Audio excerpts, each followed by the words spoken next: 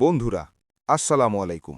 কল্পনা করুন এক রহস্যময় ও ভয়ঙ্কর বাজারের কথা, যেখানে বিক্রি হওয়া প্রতিটি জিনিসই নিছক ছলনাময় মিথ্যার জাল, আর প্রতিটি ক্রেতা নিজেই এক চতুর প্রতারকের ভূমিকায় অবতীর্ণ। হ্যাঁ, এটি ছিল বাগদাদের সেই কুখ্যাত ঠগদের বাজার, যেখানে সত্যের একটি কণাও কখনো প্রবেশ করতে পারেনি। যে কোনো সাহসী ব্যবসায়ী বা অভিযাত্রী সেখানে পা রাখলেই হয় খালি হাতে ফিরে আসত, নয়তো চিরতরে প্রাণ হারিয়ে যেত। কিন্তু যখন মহান শাহেনশাহ জালালউদ্দিন মোহাম্মদ আকবর এই অন্ধকারময় রহস্যের গল্প শুনলেন, তার রাজকীয় হৃদয়ে জেগে উঠল এক অদম্য সংকল্প। এই প্রতারণার গভীর জাল অবশ্যই কেউ না কেউ ছিন্ন করবেই। আর এই অসম্ভব চ্যালেঞ্জের ভার অর্পিত হল কার ওপর? স্বভাবতই বুদ্ধির অবতার মোল্লা নাসিরউদ্দিনের ওপর। আজ আমরা শুনব কিভাবে মোল্লা নাসিরউদ্দিন এই মরণ ফাঁদ গ্রহণ করলেন, নিজের জীবনকে পুরোপুরি বাজি রেখে বাগদাদের পথে রওনা দিলেন। এই কাহিনী দীর্ঘ, কিন্তু রোমাঞ্চ, বুদ্ধি, সততা ও শিক্ষায় একেবারে পরিপূর্ণ। মোল্লা নাসিরউদ্দিন কি এই বিপজ্জনক জাল থেকে মুক্তি পেতে সক্ষম হবেন? জানতে পুরো গল্পের সাথে শেষ পর্যন্ত যুক্ত থাকুন। আসসালামু আলাইকুম বন্ধুরা, আপনাদের প্রিয় কাহিনী চ্যানেল আগত। আজকের এই মহাকাব্যিক কাহিনী শুধুমাত্র একটি সাধারণ গল্প নয়, বরং বুদ্ধিমত্তা ও সততার সবচেয়ে বড় পরীক্ষা, মোল্লা নাসিরউদ্দিনের বাগদাদ যাত্রা। এটি ছিল সেই যুগের কথা যখন মোল্লা নাসিরউদ্দিনের তীক্ষ্ণ বুদ্ধির খ্যাতি শুধুমাত্র হিন্দুস্থানের সীমানার মধ্যে সীমাবদ্ধ ছিল না, বরং সারা বিশ্বের দূর দূরান্ত পর্যন্ত ছড়িয়ে পড়েছিল। আকবর মোল্লা নাসিরউদ্দিনকে কিছু সোনার মোহর দিলেন এবং বললেন, মোল্লা নাসিরউদ্দিন, তোমাকে ব্যবসায়ী সেজে সেখানে যেতে হবে। সেখান থেকে এমন কিছু নিয়ে আসতে হবে যা প্রমাণ করবে যে তুমি ঠগদের বাজারে প্রবেশ করেছিলে এবং কুশলে ফিরে এসেছ। এই আদেশ সহজ ছিল না। বাগদাদের পথ ছিল কঠিন, আর বাজার তার থেকেও বেশি বিপজ্জনক। আজকের এই লং ফর্ম ভিডিও আপনাকে মোল্লা নাসিরউদ্দিনের ছদ্মবেশ ধারণ থেকে শুরু করে তার অন্তিম মাস্টার স্ট্রোক পর্যন্ত নিয়ে যাবে। তাই নিজের নিজের জায়গায় ঠিকভাবে বসে পড়ুন, কারণ এই সফর শুরু হতে চলেছে। বন্ধুরা, সময়টা ছিল সন্ধে। আগ্রার লাল কেল্লার দেয়ালগুলো ডুবন্ত সূর্যের লাল আভায় স্নান করছিল। দেওয়ান-ই খাসে এক অদ্ভুত নীরবতা বিরাজ করছিল, এমন এক নীরবতা যা সাধারণত কোনো বড় ঝড়ের আগে থাকে। শাহেনশাহ জালালউদ্দিন মোহাম্মদ আকবর নিজের তখ্তে বসেছিলেন, কিন্তু তার চেহারায় সেই শান্তি ছিল না যা প্রায়ই সন্ধ্যার সঙ্গীত সভায় থাকত। তার আঙুলগুলো তখ্তের হাতলে অনবরত নড়ছিল, যেন তিনি কোনো গভীর ভাবনায় ডুবে আছেন অথবা কোনো উত্তরের অপেক্ষায় আছেন। দরবারে নবরত্নরা উপস্থিত ছিলেন। দরবারীরা নিজেদের জায়গায় আদবের সাথে দাঁড়িয়েছিলেন, এবং বাতাসে আতরের খুশবুর সাথে এক অবক্ত অস্থিরতাও মিশেছিল। সঙ্গীতশিল্পীরা তাদের বাদ্যযন্ত্র থামিয়ে রেখেছিলেন, কারণ বাদশাহর ভ্রূ কুঁচকে ছিল। ঠিক তখনই দরবারের ভারী দরজাগুলো ক্যাচ ক্যাচ শব্দে খুলে গেল। প্রধান দ্বারপাল, যার আওয়াজ সাধারণত গর্জনের মতো শোনাত, আজ কিছুটা চাপা গলায় ঘোষণা করল যে এক বিদেশি যাত্রী যে অনেক দেশ সফর করে ফিরে এসেছে, সে জাহাপনার খেদমতে হাজির হতে চায়। আকবর হাতের ইশারায় অনুমতি দিলেন। সেই যাত্রী কোনো সাধারণ ব্যক্তি বলে মনে হচ্ছিল না। তার জামাকাপড় ধুলোয় মাখা, মুখ রোদে পোড়া, আর চোখে এমন এক আতঙ্ক ছিল যা দেখলে যে কারোর গায়ের লোম খাড়া হয়ে যেত। সে টলটে টলটে তখ্তের কাছে এলো এবং মাটিতে মাথা ঠেকিয়ে কুর্নিশ জানাল। যখন সে মাথা তুলল, তার চোখে জল ছিল। আকবর নিজের গম্ভীর গলায় জিজ্ঞাসা করলেন, হে মুসাফির, তোমার এই অবস্থা কে করেছে? আমাদের সাম্রাজ্যের সীমান্তে তোমাকে কি কোনো ডাকাত লুটেছে? যাত্রী কাঁপানো ঠোঁটে জবাব দিল, না হুজুর, আমাকে কোনো তলোয়ার বা খঞ্জর লুটেনি। আমাকে তো সেই শব্দগুলো লুটেছে যা মধুর থেকেও মিষ্টি ছিল, কিন্তু যার প্রভাব বিষের চেয়েও গভীর ছিল। দরবারে কানাঘোষা শুরু হয়ে গেল। আকবর সবাইকে শান্ত থাকার ইশারা করলেন এবং যাত্রীকে পুরো কথা বলতে বললেন। যাত্রী তার আপদ বিপদ শোনাতে শুরু করল। সে জানালো যে সে বাগদাদ থেকে আসছে, বাগদাদ যা নিজের জেল্লা আর জ্ঞানের জন্য পরিচিত। কিন্তু সেই শহরের এক অন্ধকার কোণে এমন এক বাজার বসে যার নাম নিলেই বড় বড় ব্যবসায়ীদের আত্মা কেঁপে ওঠে। তাকে ঠগের বাজার বা ফারেব বা প্রতারণার বাজার বলা হয়। যাত্রীর কথা শুনে দরবারে নিস্তব্ধতা নেমে এলো। সে জানালো যে সেই বাজারে বিক্রি হওয়া প্রতিটি জিনিস নকল হয়, কিন্তু তা বিক্রেতার দক্ষতা এতটাই আসল হয় যে মানুষ নিজের চোখে দেখা সত্যকেও সন্দেহ করতে শুরু করে। সেখানে মিথ্যেকে সত্য আর সত্যকে মিথ্যে বানিয়ে বিক্রি করা হয়। সেখানে বাতাসও হয়তো ধোঁকা দিয়ে চলে। যাত্রী কাঁদতে কাঁদতে বলল যে আমি সেখানে আমার জীবনের সমস্ত কামাই বহুমূল্য মুক্ত আর জহরত নিয়ে গিয়েছিলাম এই ভেবে যে সেখানে ভালো ব্যবসা করব। কিন্তু সেখানকার ব্যবসায়ীরা আমাকে এমন ধোঁকা দিল, এমন মায়াজাল বুনল যে আমি নিজের আসল হিরে দিয়ে বদলে কাঁচের টুকরো কিনলাম। আর আমি এর টের পেলাম তখনই যখন আমি সেই বাজারের সীমানার বাইরে বেরোলাম। সেই জায়গা জাদু নয়, বরং মনস্তাত্ত্বিক ছলের কেন্দ্র। সেখানে মানুষের লোভ আর ভয়ের ব্যবসা হয়। আকবর এসব শুনছিলেন আর তার চোখে এক চমক ফুটে উঠছিল। এই চমক রাগের নয়, বরং কৌতূহলের ছিল। এমন এক বাজার যেখানে শুধু বুদ্ধির জোরে লুটপাট হয়, যেখানে অস্ত্র নয় বরং শব্দ আহত করে, এটি আকবরের জন্য এক চ্যালেঞ্জের মতো ছিল। তিনি যাত্রীকে কিছু আশরাফি দিয়ে বিদায় করলেন এবং তারপর নিজের নবরত্নদের দিকে তাকালেন। তার নজর মোল্লা দোপিয়াজা আর রাজা টোডরমল হয়ে অবশেষে মহেশ দাস অর্থাৎ মোল্লা নাসিরুদ্দিনের ওপর গিয়ে স্থির হল। আকবর জানতেন যে তলোয়ারের জোরে কোনো কেল্লা যেতে যায়, কিন্তু যেখানে লড়াই বুদ্ধি আর বিভ্রমের হয় সেখানে শুধু একজনই জয়লাভ করতে পারেন। আকবর নিজের সিংহাসন থেকে উঠে দাঁড়িয়ে বললেন, আমাদের সালতানাতে কি এমন কেউ আছে যে সেই ঠগদের বাজারে যাবে এবং সেখানে লুটে যাওয়ার বদলে নিজের জয়ের কোনো প্রমাণ নিয়ে আসবে? কেউ কি আছে যে সেই প্রতারকদের তাঁদেরই খেলায় হারিয়ে আসবে? দরবারীরা একে অপরের মুখ চাওয়াচাওয়ি করতে লাগল। বাগদাদের সফরই নিজের মধ্যে প্রাণঘাতী ছিল, তার ওপর এমন এক বাজারে যাওয়া যেখানে পা রাখামাত্রই মানুষের বুদ্ধি লোপ পায়, এ তো সরাসরি মরণ ফাঁদে পা দেওয়া। সেনাপতি ধীর গলায় বললেন যে জাহাপনা, আমরা সেনা পাঠিয়ে সেই বাজার তছনছ করে দিতে পারি। আকবর হেসে মাথা নাড়লেন এবং বললেন, না, শক্তির প্রয়োগ তো কাপুরুষরা করে। আমাদের এটা প্রমাণ করতে হবে যে হিন্দুস্তানের বুদ্ধি বাগদাদের প্রতারণার চেয়ে অনেক বেশি তীক্ষ্ণ। এটি তলোয়ারের যুদ্ধ নয়, মস্তিষ্কের। আর তারপর সেটাই হলো যা সবাই আশা করছিল। মোল্লা নাসিরুদ্দিন নিজের জায়গা থেকে উঠলেন। তার মুখ শান্ত ছিল, চোখে এক সৌম্য হাসি ছিল। তিনি ঝুঁকে আকবরকে সালাম করলেন এবং বললেন, জাহাপনা, যদি আপনার অনুমতি হয় তবে এই নগণ্য ব্যক্তি সেই বাজারটি ঘুরে দেখতে চায়। আমি দেখতে চাই মিথ্যের সেই পৃথিবী কতটা গভীর। আকবর মোল্লা নাসিরুদ্দিনের কাঁধে হাত রাখলেন। তার মোল্লা নাসিরুদ্দিনের উপর ভরসা তো ছিলই, কিন্তু চিন্তাও ছিল। তিনি মোল্লা নাসিরুদ্দিনকে সতর্ক করলেন যে এটি কোনো সাধারণ ধাঁধা নয় যা তুমি দরবারে দাঁড়িয়ে সমাধান করে দেবে। সেখানে তোমার নাম, তোমার পদমর্যাদা, তোমার পরিচয় কিছুই কাজে আসবে না। সেখানে তুমি বাদশাহের নবরত্ন নও, বরং শুধু একজন শিকার হবে। মোল্লা নাসিরুদ্দিন সম্মতি দিলেন। তিনি বললেন, আমি সেখানে মোল্লা নাসিরুদ্দিন হয়ে যাব না, আমি সেখানে একজন সাধারণ মানুষ হয়ে যাব, কারণ ছলকে কাটার জন্য সত্যের ছদ্মদেশ ধরতে হয়। আকবর মোল্লা নাসিরুদ্দিনকে শাহী খাজানজি খানা থেকে কিছু মোহর দিলেন এবং বললেন, আমার সেখান থেকে কোনো দামি উপহার চাই না, শুধু এমন কিছু এনো যা প্রমাণ করে যে তুমি সেই বাজারের সবচেয়ে বড় ঠককে পরাজিত করেছ। মোল্লা নাসিরুদ্দিন সেই চ্যালেঞ্জ গ্রহণ করলেন। পরের দিন থেকেই মোল্লা নাসিরুদ্দিনের প্রস্তুতি শুরু হয়ে গেল। তিনি প্রথমেই নিজের রেশমি পোশাক, মখমলি পাগড়ি আর নবরত্ন হওয়ার সমস্ত প্রতীক ত্যাগ করলেন। তিনি এক পুরনো জীর্ণ ব্যবসায়ীর বেশ ধারণ করলেন, এমন এক ব্যবসায়ী যে দেখতে গরিব মনে হয় কিন্তু যার চোখে অভিজ্ঞতার চমক আছে। তিনি দাড়ি বাড়িয়ে নিলেন, ত্বকে ধুলো আর কাদা এমনভাবে লেপন করলেন যাতে তাকে রোদে পোড়া মনে হয়। তিনি ফার্সি ভাষার আরও গভীর অভ্যেস করলেন, যাতে তার কথায় কোনো হিন্দুস্তানি টান ধরা না পড়ে। মোল্লা নাসিরুদ্দিন জানতেন যে সেই বাজারে প্রবেশ করার আগেই তার পরীক্ষা শুরু হয়ে যাবে। তিনি নিজের সাথে কোনো সিপাহী নিলেন না, কোনো সেবক নিলেন না। এই লড়াই তাকে একাই লড়তে ছিল। তার স্ত্রী এবং সন্তানরা চিন্তিত ছিলেন, কিন্তু তারা জানতেন যে মোল্লা নাসিরুদ্দিন একবার যা জিদ ধরেন তা পূরণ করেই ফেরেন। বিদায়ের ক্ষণ এল। সময়টা ছিল ভোর, সূর্য তখনও পুরোপুরি ওঠেনি।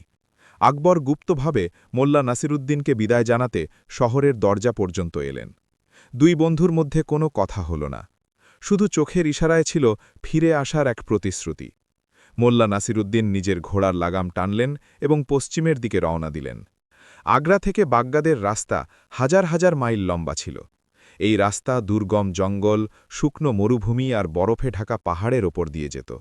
মোল্লা নাসিরুদ্দিন পাঞ্জাবের সবুজ শস্যক্ষেত পার করলেন, যেখানে কৃষকরা তাকে একজন ক্লান্ত মুসাফির ভেবে রুটি আর ঘোল খেতে দিল। তিনি লাহোর পৌঁছালেন, যেখানের বাজারের জৌলস তাকে প্রলুব্ধ করার চেষ্টা করল। কিন্তু তার লক্ষ্য তো অন্য কোথাও ছিল। যেমন যেমন তিনি ভারতের সীমানা পার হচ্ছিলেন, রাস্তা আরও কঠিন হতে থাকল।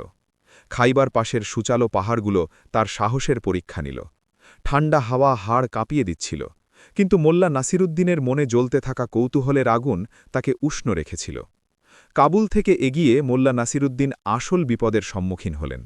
এখানে লুটেরাদের দল ঘুরে বেড়াত। কয়েকবার মোল্লা নাসিরুদ্দিনকে নিজের বুদ্ধির ব্যবহার করে তাদের হাত থেকে বাঁচতে হল। একবার যখন কিছু পাঠানি লুটেরা তাকে ঘিরে ধরল, তখন মোল্লা নাসিরুদ্দিন নিজের ছেঁড়া থলি দেখালেন এবং এমন এক মনগড়া কাহিনী শোনালেন যে তিনি এক অভিশপ্ত ব্যবসায়ী, যার কাছে যে ধনই আসুক না কেন তা মাটি হয়ে যায়, আর যে তাকে লুটে তার পরের দিনই মারা যায়। মোল্লা নাসিরুদ্দিনের কথায় এতটা আত্মবিশ্বাস আর অভিনয় ছিল যে কুসংস্কারাচ্ছন্ন লুটেরারা শুধু তাকে ছেড়েই দিল না, বরং উল্টে দয়া করে তাকে কিছু খাবারও দিয়ে দিল। এটি মোল্লা নাসিরুদ্দিনের প্রথম জয় ছিল। তিনি শিখলেন যে পৃথিবীতে ভয় আর কুসংস্কার সবচেয়ে বড় অস্ত্র, আর বাগদাদের ঠগরাও হয়তো এই নীতিতেই কাজ করে। সপ্তাহের পর সপ্তাহ কেটে মাসে পরিণত হল। মোল্লা নাসিরুদ্দিন পারস্যের মাটিতে পা রাখলেন। এখানের সংস্কৃতি, ভাষা আর রীতিনীতি সব আলাদা ছিল। মোল্লা নাসিরুদ্দিন প্রতিটি সরাইখানায় থামতেন, মানুষের কথা শুনতেন, আর বাগদাদের গল্প জমা করতেন। সবাই সেই বাজারের কথা জানত, কিন্তু কেউ সেখানে যাওয়ার সাহস করত না। মানুষের মুখে শোনা যেত যে সেই বাজারের সর্দার শামসুদ্দিন নামে এক লোক। বলা হতো যে শামসুদ্দিন শয়তানের ডান হাত। সে বালিকে সোনা বলে বিক্রি করতে পারত এবং মানুষের ছায়া পর্যন্ত বন্ধক রাখাতে পারত। মোল্লা নাসিরুদ্দিন এই নাম নিজের মাথায় গেঁথে নিলেন। শামসুদ্দিন, এই সেই ব্যক্তি যার সাথে তাকে মোকাবিলা করতে হবে। মরুভূমির তপ্ত দুপুরে যখন মোল্লা নাসিরুদ্দিন নিজের উঁট, যা তিনি ঘোড়ার বদলে নিয়েছিলেন, চালিয়ে যেতেন, তখন তিনি মনে মনে শামসুদ্দিনের সাথে হতে চলা সাক্ষাতের মহড়া দিতেন। তিনি ভাবতেন কিভাবে তিনি নিজের আবেগ লুকোবেন, কিভাবে নিজের চোখকে ধোঁকা খেতে দেবেন না। অবশেষে এক দীর্ঘ আর ক্লান্তিকর যাত্রার পর দিগন্তে বাগদাদের মিনারগুলো দেখা গেল। এই শহরটি সত্যিই সুন্দর ছিল। দজলা নদীর তীরে গড়ে ওঠার এই শহর জ্ঞান আর বাণিজ্যের কেন্দ্র ছিল। কিন্তু মোল্লা নাসিরুদ্দিন জানতেন যে প্রতিটি সুন্দর জিনিসের নিচে অন্ধকার থাকে।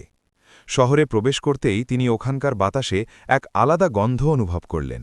এটি মশলা, আতর আর না বলা ষড়যন্ত্রের গন্ধ ছিল। মোল্লা নাসিরুদ্দিন এক সস্তা সরাইখানায় কামড়া নিলেন। তিনি তখনই বাজারে যাওয়ার তাড়াহুড়ো করলেন না। বাঘ শিকার করার আগে নিজের গুহা থেকে এলাকা পর্যবেক্ষণ করে। মোল্লা নাসিরুদ্দিন পরের দুদিন বাগদাদের গলিতে ঘুরে কাটালেন। তিনি ওখানকার বুলি আর ভাষাকে পুরোপুরি নিজের আয়ত্তে আনলেন। তিনি দেখলেন যে এখানের মানুষ কিভাবে দরদাম করে, কিভাবে মিথ্যে বলে আর কিভাবে কসম খায়। তৃতীয় দিনের সকালে মোল্লা নাসিরুদ্দিন নিজেকে তৈরি করলেন। তিনি নিজের কাপড় আরও ময়লা করে নিলেন, নিজের চোখে এক মিথ্যে অসহায়তার ভাব ফুটিয়ে তুললেন এবং নিজের কোমরে কিছু আসল সোনার মোহর লুকিয়ে নিলেন, যা আকবর দিয়েছিলেন। তিনি জানতেন যে জালে আটকানোর জন্য চারার প্রয়োজন হয়, আর এই মোহরগুলোই ছিল সেই চারা। তিনি ধীরে ধীরে সেই কুখ্যাত এলাকার দিকে এগোলেন, যাকে স্থানীয় মানুষ দগাবাজদের মহল্লা বলত। যেমন যেমন তিনি বাজারের কাছে পৌঁছচ্ছিলেন, ভিড় বাড়তে থাকল। কিন্তু এই ভিড় অদ্ভুত ছিল। এখানে শোরগোল তো ছিল, কিন্তু তাতে হাসি কম ছিল, প্রাণের স্পন্দন ছিল না। এখানে সবাই একে অপরকে সন্দেহের নজরে দেখছিল। বাজারের প্রধান ফটক ছিল এক বিশাল খিলান, যার উপরের কারুকাজ খুব সুন্দর ছিল, কিন্তু খুঁটিয়ে দেখলে তাতে সাপ আর অজগরের আকৃতি খোদাই করা ছিল, যেন সতর্কবার্তা দেওয়া হচ্ছিল যে ভেতরে প্রবেশকারী নিজের দায়িত্বে আসবে। মোল্লা নাসিরুদ্দিন এক গভীর শ্বাস নিলেন। তিনি নিজের মনকে শান্ত করলেন, নিজের ধরফরানি নিয়ন্ত্রণে আনলেন এবং আল্লাহর নাম নিয়ে সেই বাজারের ভেতরে পা রাখলেন। ভেতরের দৃশ্য অদ্ভুত আর ভয়াবহ দুই ছিল। দোকানগুলো সাজানো ছিল, চারদিকে রংবেরঙের গালিচা, চকচকে গহেনা আর সুগন্ধি আতরের শিশি রাখা ছিল। দোকানদাররা নিজের দোকানের বাইরে দাঁড়িয়ে ক্রেতাদের ডাকছিল, কিন্তু তাদের গলায় এক মিষ্টি বিষ ছিল। আসুন হুজুর আসুন, এমন গালিচা যা হাওয়ায় ওড়ে, একজন ডাকল। দেখুন জনাব, এটি সেই সুরমা যা লাগালে দেয়ালের ওপারও দেখা যায়, অন্যজন দাবি করল। মোল্লা নাসিরুদ্দিন সব দেখছিলেন আর বুঝছিলেন যে এখানে মিথ্যেকে কতটা সুন্দরভাবে পরিবেশন করা হচ্ছে। এখানে কোনো জিনিসই সেটা ছিল না যা দেখাচ্ছিল। মোল্লা নাসিরুদ্দিন এক সাধারণ অজ্ঞ গেইয়ে লোকের মতো হাঁ করে সব দেখছিলেন, যাতে কেউ তাকে সন্দেহ না করে যে তিনি হিন্দুস্থানের সবচেয়ে বুদ্ধিমান মন্ত্রী। তিনি এক দোকানের সামনে থামলেন, যেখানে বহুমূল্য পাথর বিক্রি হচ্ছিল। দোকানদার তাকে ওপর থেকে নিচ পর্যন্ত দেখল এবং বুঝে নিল যে এই মুসাফির নতুন আর সম্ভবত বোকাও। সে এক সাধারণ পাথরকে মখমলের কাপড়ে জড়িয়ে মোল্লা নাসিরুদ্দিনের সামনে রাখল এবং বলল, হে মুসাফির, তোমার কপাল ভালো যে তুমি আজ এখানে এসেছ। এটি কোহিনুরের হারিয়ে যাওয়া ভাই, যাকে জিনরা পাহাড়ের নিচে লুকিয়ে রেখেছিল। মাত্র ১০০ দিনারে এটি তোমার হতে পারে। মোল্লা নাসিরুদ্দিন মনে মনে হাসলেন। তিনি জানতেন যে পাথরটি নদীর ধারে পাওয়া এক সাধারণ পাথর, যাকে ঘষে চকচকে করা হয়েছে। কিন্তু তিনি মুখে বিস্ময়ের ভাব আনলেন এবং বললেন, সত্যি? এটি কি সত্যি এতটা দামি? কিন্তু আমার কাছে তো এত টাকা নেই। এই বলে তিনি নিজের থলিটি শক্ত করে ধরলেন, যাতে মুদ্রার ঝনঝনানি হল। সেই আওয়াজ আশেপাশের অনেক ঠগের কান খাড়া করে দিল। এখন মোল্লা নাসিরুদ্দিন শিকার ছিলেন, আর শিকারীরা তাকে ঘেরাও করতে শুরু করছিল। মোল্লা নাসিরুদ্দিন এগিয়ে চললেন, কিন্তু তিনি অনুভব করতে পারছিলেন যে বেশ কয়েক জোড়া চোখ তার পিছু নিচ্ছে। তিনি বাজারের মাঝখানের দিকে যাচ্ছিলেন, যেখানে শামসুদ্দিনের দোকান হওয়ার খবর ছিল। তিনি জানতেন যে চুনোপুটি মাছের সাথে জড়িয়ে কোনো লাভ নেই, তাকে তো কুমিরের সাথে লড়তে হবে। চলতে চলতে তিনি দেখলেন কিভাবে এক লোক অন্য এক যাত্রীকে এক জাদুকরী তোতা পাখি বিক্রি করল, যে ভবিষ্যৎ বলতে পারে, যেখানে আসলে সেই তোতাটি প্রশিক্ষণপ্রাপ্ত ছিল এবং শুধু মুখস্থ বুলি বলত। এক জায়গায় ভিড় জমেছিল, যেখানে এক জাদুকর শূন্যে দড়ির উপর হাঁটছিল আর নিচে তার সঙ্গীরা মানুষের পকেট কাটছিল। এই বাজার পাপেল এক সুসংগঠিত জগৎ ছিল। এখানে নৈতিকতার কোনো স্থান ছিল না, এখানে শুধু মুনাফাই ছিল ধর্ম। মোল্লা নাসিরুদ্দিনের মন খারাপও হচ্ছিল, আবার তিনি সতর্কও ছিলেন। তিনি ভাবছিলেন কিভাবে মানুষ লোভে অন্ধ হয়ে আপনজনদেরই ঠকতে থাকে। অবশেষে মোল্লা নাসিরুদ্দিন এক বিশাল দোকানের সামনে পৌঁছলেন। এই দোকানটি বাকিদের চেয়ে আলাদা ছিল। এতে খুব বেশি জাঁকজমক ছিল না, কিন্তু এতে এক শাহী ভাব ছিল। দোকানের বাইরে মোটা রেশমি পর্দা ঝোলানো ছিল, আর ভেতর থেকে চন্দনের সুগন্ধ আসছিল। দোকানের অপরে কোনো বোর্ড ছিল না, কিন্তু সেখানে বসে থাকা পাহারাদারদের দেখে মনে হচ্ছিল যে এটি কোনো বিশেষ মানুষের জায়গা। মোল্লা নাসিরুদ্দিন বুঝে গেলেন যে তিনি নিজের গন্তব্যে পৌঁছে গেছেন। এটি শামসুদ্দিনের আস্তানা ছিল। তিনি নিজের চাল কিছুটা আরও ধীর করলেন, নিজের কাঁধ কিছুটা আরও ঝুঁকিয়ে দিলেন এবং এক ভীতু চাষির মতো ধীরে ধীরে সিঁড়ি বেয়ে উঠতে লাগলেন। যেমনই তিনি পর্দা সরালেন, ভেতরের পরিবেশ বাইরের হট্টগোল থেকে একদম আলাদা ছিল। সেখানে শান্তি ছিল, মৃদু আলো ছিল, আর মেঝেতে বিছানো গালিচা এতটাই নরম ছিল যে পায়ের আওয়াজও হচ্ছিল না। ঘরের মাঝখানে তাকিয়ার উপর হেলান দিয়ে এক মাঝবয়সী ব্যক্তি বসেছিল।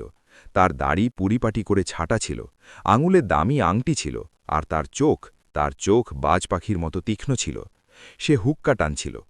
যেমনই মোল্লা নাসিরুদ্দিন ভেতরে ঢুকলেন, সেই ব্যক্তি নজর তুলল। সেই এক নজরেই মনে হলো যেন সে মোল্লা নাসিরুদ্দিনের আত্মাকে স্ক্যান করে নিল। সে শামসুদ্দিন, বাগদাদের ঠগদের বেতাজ বাদশাহ। মোল্লা নাসিরুদ্দিন এক মুহূর্তের জন্য শিহরণ অনুভব করলেন, কিন্তু তিনি নিজেকে সামলে নিলেন। শামসুদ্দিন হুক্কার নল এক পাশে রাখল এবং এক অত্যন্ত মিষ্টি কিন্তু বিপজ্জনক হাসির সাথে বলল, এসো মুসাফির, মনে হয় পথ হারিয়ে ফেলেছ, অথবা ভাগ্য তোমাকে সঠিক জায়গায় নিয়ে এসেছে। মোল্লা নাসিরুদ্দিন হাত জোড় করে কিছুটা তোতলামির সাথে বললেন, জি হুজুর, শুনেছিলাম যে এখানে দুনিয়ার সবচেয়ে নায়েব অর্থাৎ দুর্লভ জিনিস পাওয়া যায়। নিজের মেয়ের বিয়ের জন্য কিছু বিশেষ জিনিস নিতে এসেছি।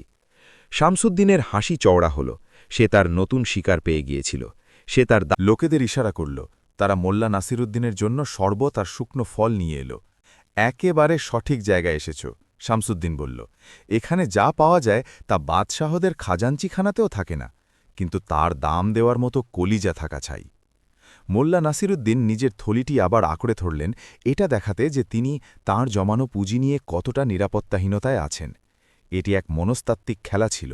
মোল্লা নাসিরুদ্দিন জানতেন যে শামসুদ্দিন তাকে ততক্ষণ লুটবে না যতক্ষণ না সে পুরোপুরি নিশ্চিত হয় যে সে মোল্লা নাসিরুদ্দিনকে পুরোপুরি নিংড়ে নিতে পারবে। আর মোল্লা নাসিরুদ্দিন এটাই চাইছিলেন। তিনি চাইছিলেন শামসুদ্দিন যেন তার ওপর সবচেয়ে বড় বাজি ধরে।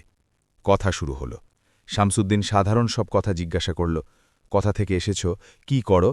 মোল্লা নাসিরুদ্দিন প্রতিটি প্রশ্নের উত্তর এক সহজ সরল ব্যবসায়ীর মতো দিলেন, কিন্তু প্রতিটি উত্তরে তিনি নিজের চালাকি লুকিয়ে রাখলেন। তিনি জানালেন যে তিনি হিন্দুস্তানের এক ছোট গ্রাম থেকে এসেছেন এবং জহরত চেনার মতো তার কোনো জ্ঞান নেই, শুধু মানুষের ওপর ভরসা করে নেন। ভরসা শব্দটা শোনা মাত্রই শামসুদ্দিনের চোখে চমক এল। ঠগদের জন্য ভরসা সবচেয়ে বড় অস্ত্র। সে মোল্লা নাসিরুদ্দিনকে এক হার দেখাল। হারটি দেখতে এমন ছিল যেন তারা ছিঁড়ে তৈরি করা হয়েছে। এটি দেখো, শামসুদ্দিন বলল। এই হারটি সিকান্দারি আজানের ছিল। এটি যে পরে সে কোনো যুদ্ধে হারে না। এর দাম 500 মোহর, কিন্তু যেহেতু তুমি মুসাফির আর তোমার নিয়ত পরিষ্কার মনে হচ্ছে, আমি তোমাকে 300 মোহরে দিয়ে দেব। মোল্লা নাসিরুদ্দিন হারটি হাতে নিলেন। তিনি জহরি ছিলেন না, কিন্তু আকবরের দরবারে থাকতে থাকতে আসল নকল চেনার কিছুটা জ্ঞান তার হয়েছিল। তিনি তৎক্ষণাৎ চিনতে পারলেন যে এটি কাঁচ আর রং করা পাথরের কাজ, যার দাম 10 মোহরের বেশি হবে না। কিন্তু যদি তিনি এখনই এটাকে নকল বলতেন, তবে হয়তো জ্যান্ত বাইরে বেরোতে পারতেন না। তিনি হারটিকে অবাক হয়ে দেখলেন এবং বললেন, আরে বাহ, এত সুন্দর হার! কিন্তু হুজুর, এটি কি সত্যিই সিকন্দারের? শামসুদ্দিন কসম খেয়ে বলল, আমার পূর্বপুরুষদের কসম, এই হার আমি নিজে সেই সমাধির রক্ষকের কাছ থেকে কিনেছিলাম। মিথ্যে এতটা নিখুঁতভাবে বলা হয়েছিল যে সত্যও যেন লজ্জিত হয়ে যায়। মোল্লা নাসিরুদ্দিন এখন এক দোরাহায় দাঁড়িয়েছিলেন। যদি তিনি হারটি কিনতেন, তবে তিনি ঠকে যেতেন আর আকবরের সামনে হেরে যেতেন। যদি তিনি মানা করতেন, তবে শামসুদ্দিনের অহংকারে আঘাত লাগত আর সে তার ক্ষতি করতে পারত। এখানেই মোল্লা নাসিরুদ্দিনের আসল পরীক্ষা শুরু হতে চলেছিল। তাকে এমন এক রাস্তা বের করতে ছিল যেখানে সাপও মরে, লাঠিও না ভাঙে। তিনি হারটি আবার মখমলের ওপর রাখলেন এবং খুব বিনয়ের সাথে বললেন, হুজুর, এই হার তো সত্যিই বহুমূল্য। আমার মতো গরিব মানুষ এত দামি হাড়ের বোঝা বইতে পারবে না। আমি তো এমন কিছু খুঁজছি যা এর থেকেও বেশি দুর্লভ হোক, কিন্তু যার দাম আমার মতো মানুষরা দিতে পারে। শামসুদ্দিন অবাক হল। সে ভাবল, এই গেঁয়ো লোকটির কাছে সিকান্দারের হারও ছোট মনে হচ্ছে, নাকি সে আমার চেয়েও বেশি চালাক। সে নিজের চোখ ছোট করল এবং মোল্লা নাসিরুদ্দিনকে খুঁটিয়ে দেখল। পরিবেশে টানটান উত্তেজনা বাড়তে থাকল। ঘরে উপস্থিত বাকিরাও চুপ হয়ে গেল। মোল্লা নাসিরুদ্দিনের কপালে ঘাম ছিল না, বরং এক অদ্ভুত শান্তি ছিল। শামসুদ্দিন ধীর গলায় জিজ্ঞাসা করল, দুর্লভ? এর চেয়ে বেশি দুর্লভ কি হতে পারে নাদান? তুমি কি আকাশের তারা কিনতে চাও? মোল্লা নাসিরুদ্দিন হেসে বললেন, না হুজুর, তারা তো সবার। আমি এমন কিছু কিনতে চাই যা এই পুরো বাজারে কারো কাছে নেই, আর যা আপনার মতো মহান জহরিও বিক্রি করতে ইতস্তত বোধ করেন। শামসুদ্দিনের আগ্রহ এখন তুঙ্গে। সে ভাবল এই লোক হয় পাগল নয়তো খুব বড় জহুরি। সে চ্যালেঞ্জ গ্রহণ করার সিদ্ধান্ত নিল। ঠিক আছে, শামসুদ্দিন বলল, যদি তোমার অনন্য কিছু চাই, তবে আমি তোমাকে তা দেখাবো যা আজ পর্যন্ত কেউ দেখেনি। সে তার এক বিশেষ চাকরকে ইশারা করল, যে পেছনের অন্ধকার ঘরের দিকে এগিয়ে গেল। মোল্লা নাসিরুদ্দিনের বুক দুরুদুরু করতে লাগল। তিনি জানতেন যে এখন খেলার পরবর্তী ধাপ শুরু হতে চলেছে। তিনি ঠগদের বাজারের কেন্দ্রস্থলে ছিলেন, আর এখন ফিরে যাওয়ার কোনো রাস্তা ছিল না। শামসুদ্দিন মোল্লা নাসিরুদ্দিনের চোখের দিকে তাকিয়ে এক গভীর শ্বাস নিল, যেন সে মোল্লা নাসিরুদ্দিনের চিন্তাগুলো পড়ার চেষ্টা করছে। বাইরের বাজারের শোরগোল এখন অনেক দূরে মনে হচ্ছে। এই ঘরে এখন শুধু দুটি মস্তিষ্কের সংঘাত হতে চলেছে, একজন যে ছলের উস্তাদ আর অন্যজন যে বুদ্ধির দেবতা। শামসুদ্দিন তার সবচেয়ে দামি আর বিপজ্জনক চালটি চালার সিদ্ধান্ত নিয়ে নিল। চাকর এক ঢাকা দেওয়া থালা নিয়ে এলো। শামসুদ্দিন মোল্লা নাসিরুদ্দিনের দিকে ঝুঁকে বলল, তুমি অনন্য কিছু চেয়েছিলে না? এটিই সেই জিনিস যা মানুষের ভাগ্য বদলে দিতে পারে অথবা তার প্রাণ কেড়ে নিতে পারে। কাপড় সরানো হলো। মোল্লা নাসিরুদ্দিনের চোখ বড় বড় হয়ে গেল। কি আছে সেই থালায়? মোল্লা নাসিরুদ্দিন কি শামসুদ্দিনের এই নতুন জালে ফেসে যাবেন, নাকি এখান থেকেই শুরু হবে তার আসল মাস্টার স্ট্রোক? মোল্লা নাসিরুদ্দিন কি নিজের প্রাণ বাঁচিয়ে সেই বাজার থেকে বেরোতে পারবেন? জানতে দেখুন মোল্লা নাসিরুদ্দিনের বাগদাদ যাত্রার দ্বিতীয় ভাগ। বন্ধুরা, আমাদের চ্যানেল আর কে ভার্মাকে সাবস্ক্রাইব অবশ্যই করবেন। ঘরে নিস্তব্ধতা এতটাই গভীর ছিল যে যদি একটা সূঁচও পড়ত, তবে তার আওয়াজ হাতুড়ির মতো শোনাত। শামসুদ্দিনের ইশারায় চাকর থালা থেকে রেশমি কাকড় সরাল। মোল্লা নাসিরুদ্দিনের নজর সেই থালায় আটকে ছিল। তার নিচে কোনো সোনার স্তূপ বা হীরের হাড় ছিল না। সেখানে এক অদ্ভুত বস্তু রাখা ছিল, এক কাঁচের শিশি, যাতে এক ঘন নীল রঙের তরল পদার্থ ভরা ছিল, যা অন্ধকার ঘরেও হালকা হালকা জ্বলছিল। শামসুদ্দিন এক গভীর রহস্যময় হাসির সাথে সেই শিশিটির দিকে ইশারা করল। এটি কি হুজুর? মোল্লা নাসিরুদ্দিন নিজের গলায় ইচ্ছা করে কাঁপুনি ফুটিয়ে জিজ্ঞাসা করলেন, যেন তিনি সেই চকচকে জিনিসটি দেখে ভয় পাচ্ছেন। শামসুদ্দিন নিজের তাকিয়ার উপর কিছুটা সামনে ঝুঁকে এলো। তার চোখে এক শিকারীর চমক ছিল। সে ফিসফিস করে বলল, হে নাদান মুসাফির, এটি সেই জিনিস যার জন্য সিকান্দার অর্ধেক পৃথিবী চষে ফেলেছিল কিন্তু পায়নি। এটি আবে হায়াতের এক ফোঁটা। একে অমৃত বলো। এটি পান করলে মানুষ কখনো অসুস্থ হয় না, কখনো বৃদ্ধ হয় না, আর মৃত্যু তাকে ততক্ষণ ছুতে পারে না যতক্ষণ সে নিজে না চায়। মোল্লা নাসিরুদ্দিন মনে মনে হাসলেন। এটি পৃথিবীর সবচেয়ে পুরনো মিথ্যে ছিল, আর বাগদাদের সবচেয়ে বড় ঠগ এটি আজও বিক্রি করছিল। শামসুদ্দিন কথা এগিয়ে নিয়ে গেল। আমার প্রপিতামহ এটি এক জিনের কাছ থেকে জুয়ায় জিতেছিলেন। এর দাম পুরো বাগদাদ সালতানাতের চেয়েও বেশি, কিন্তু যেহেতু আমার তোমার সারল্য পছন্দ হয়েছে আর আমার মনে হচ্ছে যে তুমি এক নেক সৎ মানুষ, আমি তোমাকে এটি মাত্র 1000 মোহরে দিয়ে দেব। 1000 মোহর! এই অঙ্কটা এতটাই বড় ছিল যে মোল্লা নাসিরুদ্দিনের পুরো যাত্রার খরচ তাতে উঠে যেত। কিন্তু কথা টাকার ছিল না, কথা ছিল সেই জালের যা শামসুদ্দিন বুনছিল। যদি মোল্লা নাসিরুদ্দিন সরাসরি এটা কিনতে মানা করতেন, তবে শামসুদ্দিন বুঝে যেত যে এটি কোনো সাধারণ গেঁয়ো লোক নয়, এক অশিক্ষিত মানুষ অমরত্বের লোভে অবশ্যই ফেঁসে যেত। মোল্লা নাসিরুদ্দিনকে এখন এমন এক খেলা খেলতে হতো যেখানে তিনি লোভও দেখাবেন, আবার সওদাও করবেন না। মোল্লা নাসিরুদ্দিন শিশিটির দিকে লালসার নজরে তাকালেন, হাত বাড়ালেন এবং আবার ইতস্তত করে পেছনে টেনে নিলেন। তিনি বললেন, অমরত্ব, ইয়া খোদা, এ তো প্রতিটি মানুষের স্বপ্ন, কিন্তু হুজুর, আমাকে এক ভয় তাড়া করছে। শামসুদ্দিনের ভ্রু কুঁচকে গেল। ভয়? কেমন ভয়? তোমার কি মৃত্যুকে ভয় লাগে না? মোল্লা নাসিরুদ্দিন মাথা নিচু করে নিলেন এবং খুব সরলভাবে বললেন, হুজুর, মৃত্যুকে তো ভয় লাগে, কিন্তু ভাবুন, যদি আমি এটি পান করে অমর হয়ে যাই, আর আমার স্ত্রী, আমার সন্তান, আমার বন্ধুরা সবাই বুড়ো হয়ে মারা যায়, তবে আমি একা এই পৃথিবীতে কি করব? অনন্তকাল ধরে নিজের আপনজনদের মরতে দেখা তো মৃত্যুর চেয়েও বড় শাস্তি হবে। না হুজুর, আমি এত বড় বোঝা বইতে পারব না। এটি তো অভিশাপ, আশীর্বাদ নয়। শামসুদ্দিন স্তম্ভিত হয়ে গেল। সে তার পুরো জীবনে মানুষকে লোভে পা দিতে দেখেছে, কিন্তু কেউ লোভকে আবেগময় ভয়ের যুক্তি দিয়ে কাটেনি। মোল্লা নাসিরুদ্দিনের জবাব এতটাই মানবিক আর যুক্তিসঙ্গত ছিল যে শামসুদ্দিনের কাছে এর কোনো উত্তর ছিল না। সে রাগও করতে পারছিল না, কারণ মোল্লা নাসিরুদ্দিন শিশিটির শক্তির ওপর সন্দেহ করেননি, বরং তার পরিণাম নিয়ে ভয় দেখিয়েছেন। শামসুদ্দিনের সবচেয়ে বড় অস্ত্র, অমরত্বের লোভ, মোল্লা নাসিরুদ্দিনের সাদামাটা বুদ্ধিতে ভোতা হয়ে গিয়েছিল। শামসুদ্দিন এক মুহূর্তের জন্য মোল্লা নাসিরুদ্দিনকে ঘাড় ঘুরিয়ে দেখল। তার মনে হল, এই মুসাফির কি তার সাথে খেলছে? কিন্তু মোল্লা নাসিরুদ্দিনের মুখে দুঃখ আর ভয়ের ছাপ এতটাই আসল ছিল যে শামসুদ্দিনের সন্দেহ বিশ্বাসে পরিণত হতে পারল না। সে নিজের বিরক্তি হাসিতে লুকিয়ে বলল, তুমি খুব অদ্ভুত মানুষ। মানুষ বাঁচার জন্য কত কি করে, আর তুমি আবেগে ভাসছ। ঠিক আছে, তোমার যা ইচ্ছা। মোল্লা নাসিরুদ্দিন তৎক্ষণাৎ সেখান থেকে বেরোনোর সুযোগ খুঁজলেন। তিনি হাত জোড় করে বললেন, মাফ করবেন হুজুর, আমি আপনার সময় নষ্ট করলাম। আমি চলি। শামসুদ্দিন অন্য কোনো জাল ফেলার আগেই মোল্লা নাসিরুদ্দিন নিজের পুরনো চটি পরে উল্টো পায়ে সেখান থেকে বেরিয়ে গেলেন। যেমনই তিনি শামসুদ্দিনের দোকান থেকে বাইরে বেরোলেন আর বাজারের খোলা বাতাসে শ্বাস নিলেন, তার মনে হল তার পিঠ ঘামে ভিজে গেছে। বাঘের মুখ থেকে খাবার ছিনিয়ে আনা সহজ ছিল, কিন্তু শামসুদ্দিনের দোকান থেকে লুট না হয়ে বাইরে আসা তার চেয়েও কঠিন ছিল। কিন্তু মোল্লা নাসিরুদ্দিন জানতেন যে বিপদ এখনও কাটেনি। শামসুদ্দিনের মতো মানুষ নিজের হার সহজে ভোলে না, সে নিশ্চয়ই তার ওপর নজর রাখছে। আর মোল্লা নাসিরুদ্দিনের অনুমান ঠিক ছিল। শামসুদ্দিন তার 2 বিশেষ গুন্ডাকে মোল্লা নাসিরুদ্দিনের পেছনে লাগিয়ে দিয়েছিল এটা দেখার জন্য যে এই অদ্ভুত মুসাফির আগে কি করে। মোল্লা নাসিরুদ্দিন বাজারের ভিড়ে মিশে গেলেন। এখন তার কাছে আর এক চ্যালেঞ্জ ছিল। তিনি শামসুদ্দিনের থেকে তো বেঁচে গেলেন, কিন্তু আকবরকে দেখানোর জন্য তার কাছে এখনও সেই প্রমাণের খোঁজ ছিল। তাকে এমন কিছু কিনতে হতো যা এই ঠগদের বাজারে সত্যের প্রতীক হবে। মোল্লা নাসিরুদ্দিন দোকানগুলো পার করে এগিয়ে চললেন।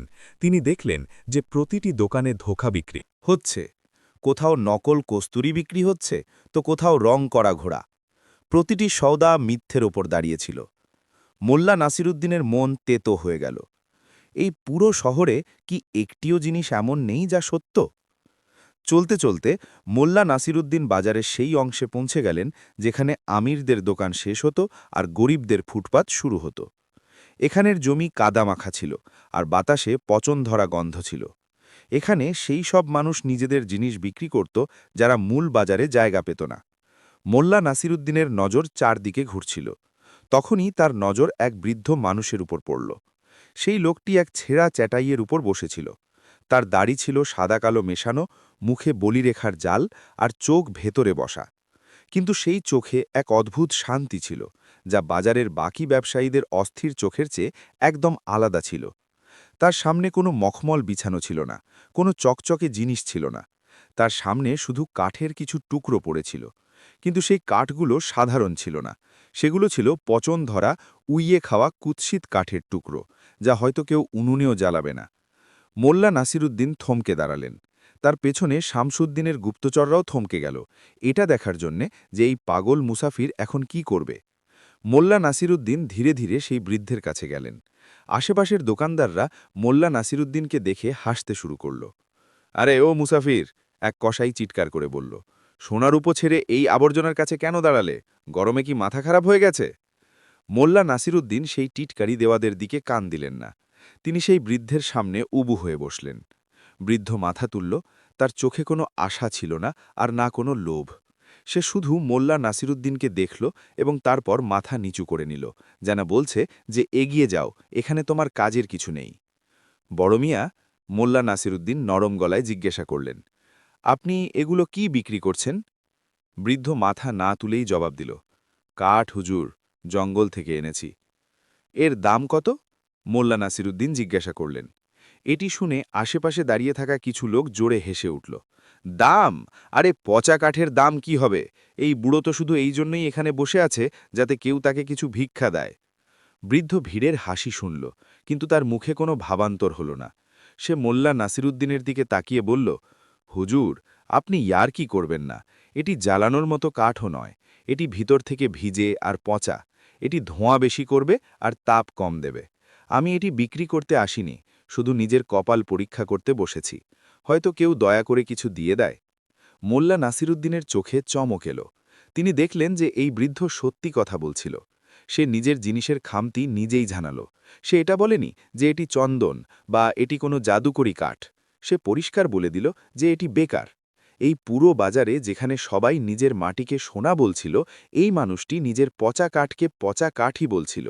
এটাই ছিল সেই সত্য যার খোঁজ মোল্লা নাসিরুদ্দিন করছিলেন। কিন্তু মোল্লা নাসিরুদ্দিন এত সহজে খেলা শেষ করতে চাইলেন না। তিনি জানতেন যে গুপ্তচররা দেখছে। তাকে এমন এক নাটক সাজাতে হতো যাতে এই কেনাকাটা বোকামি না মনে হয়ে এক রহস্য মনে হয়। মোল্লা নাসিরুদ্দিন কাঠের সেই পচা টুকরোটিকে হাতে তুললেন।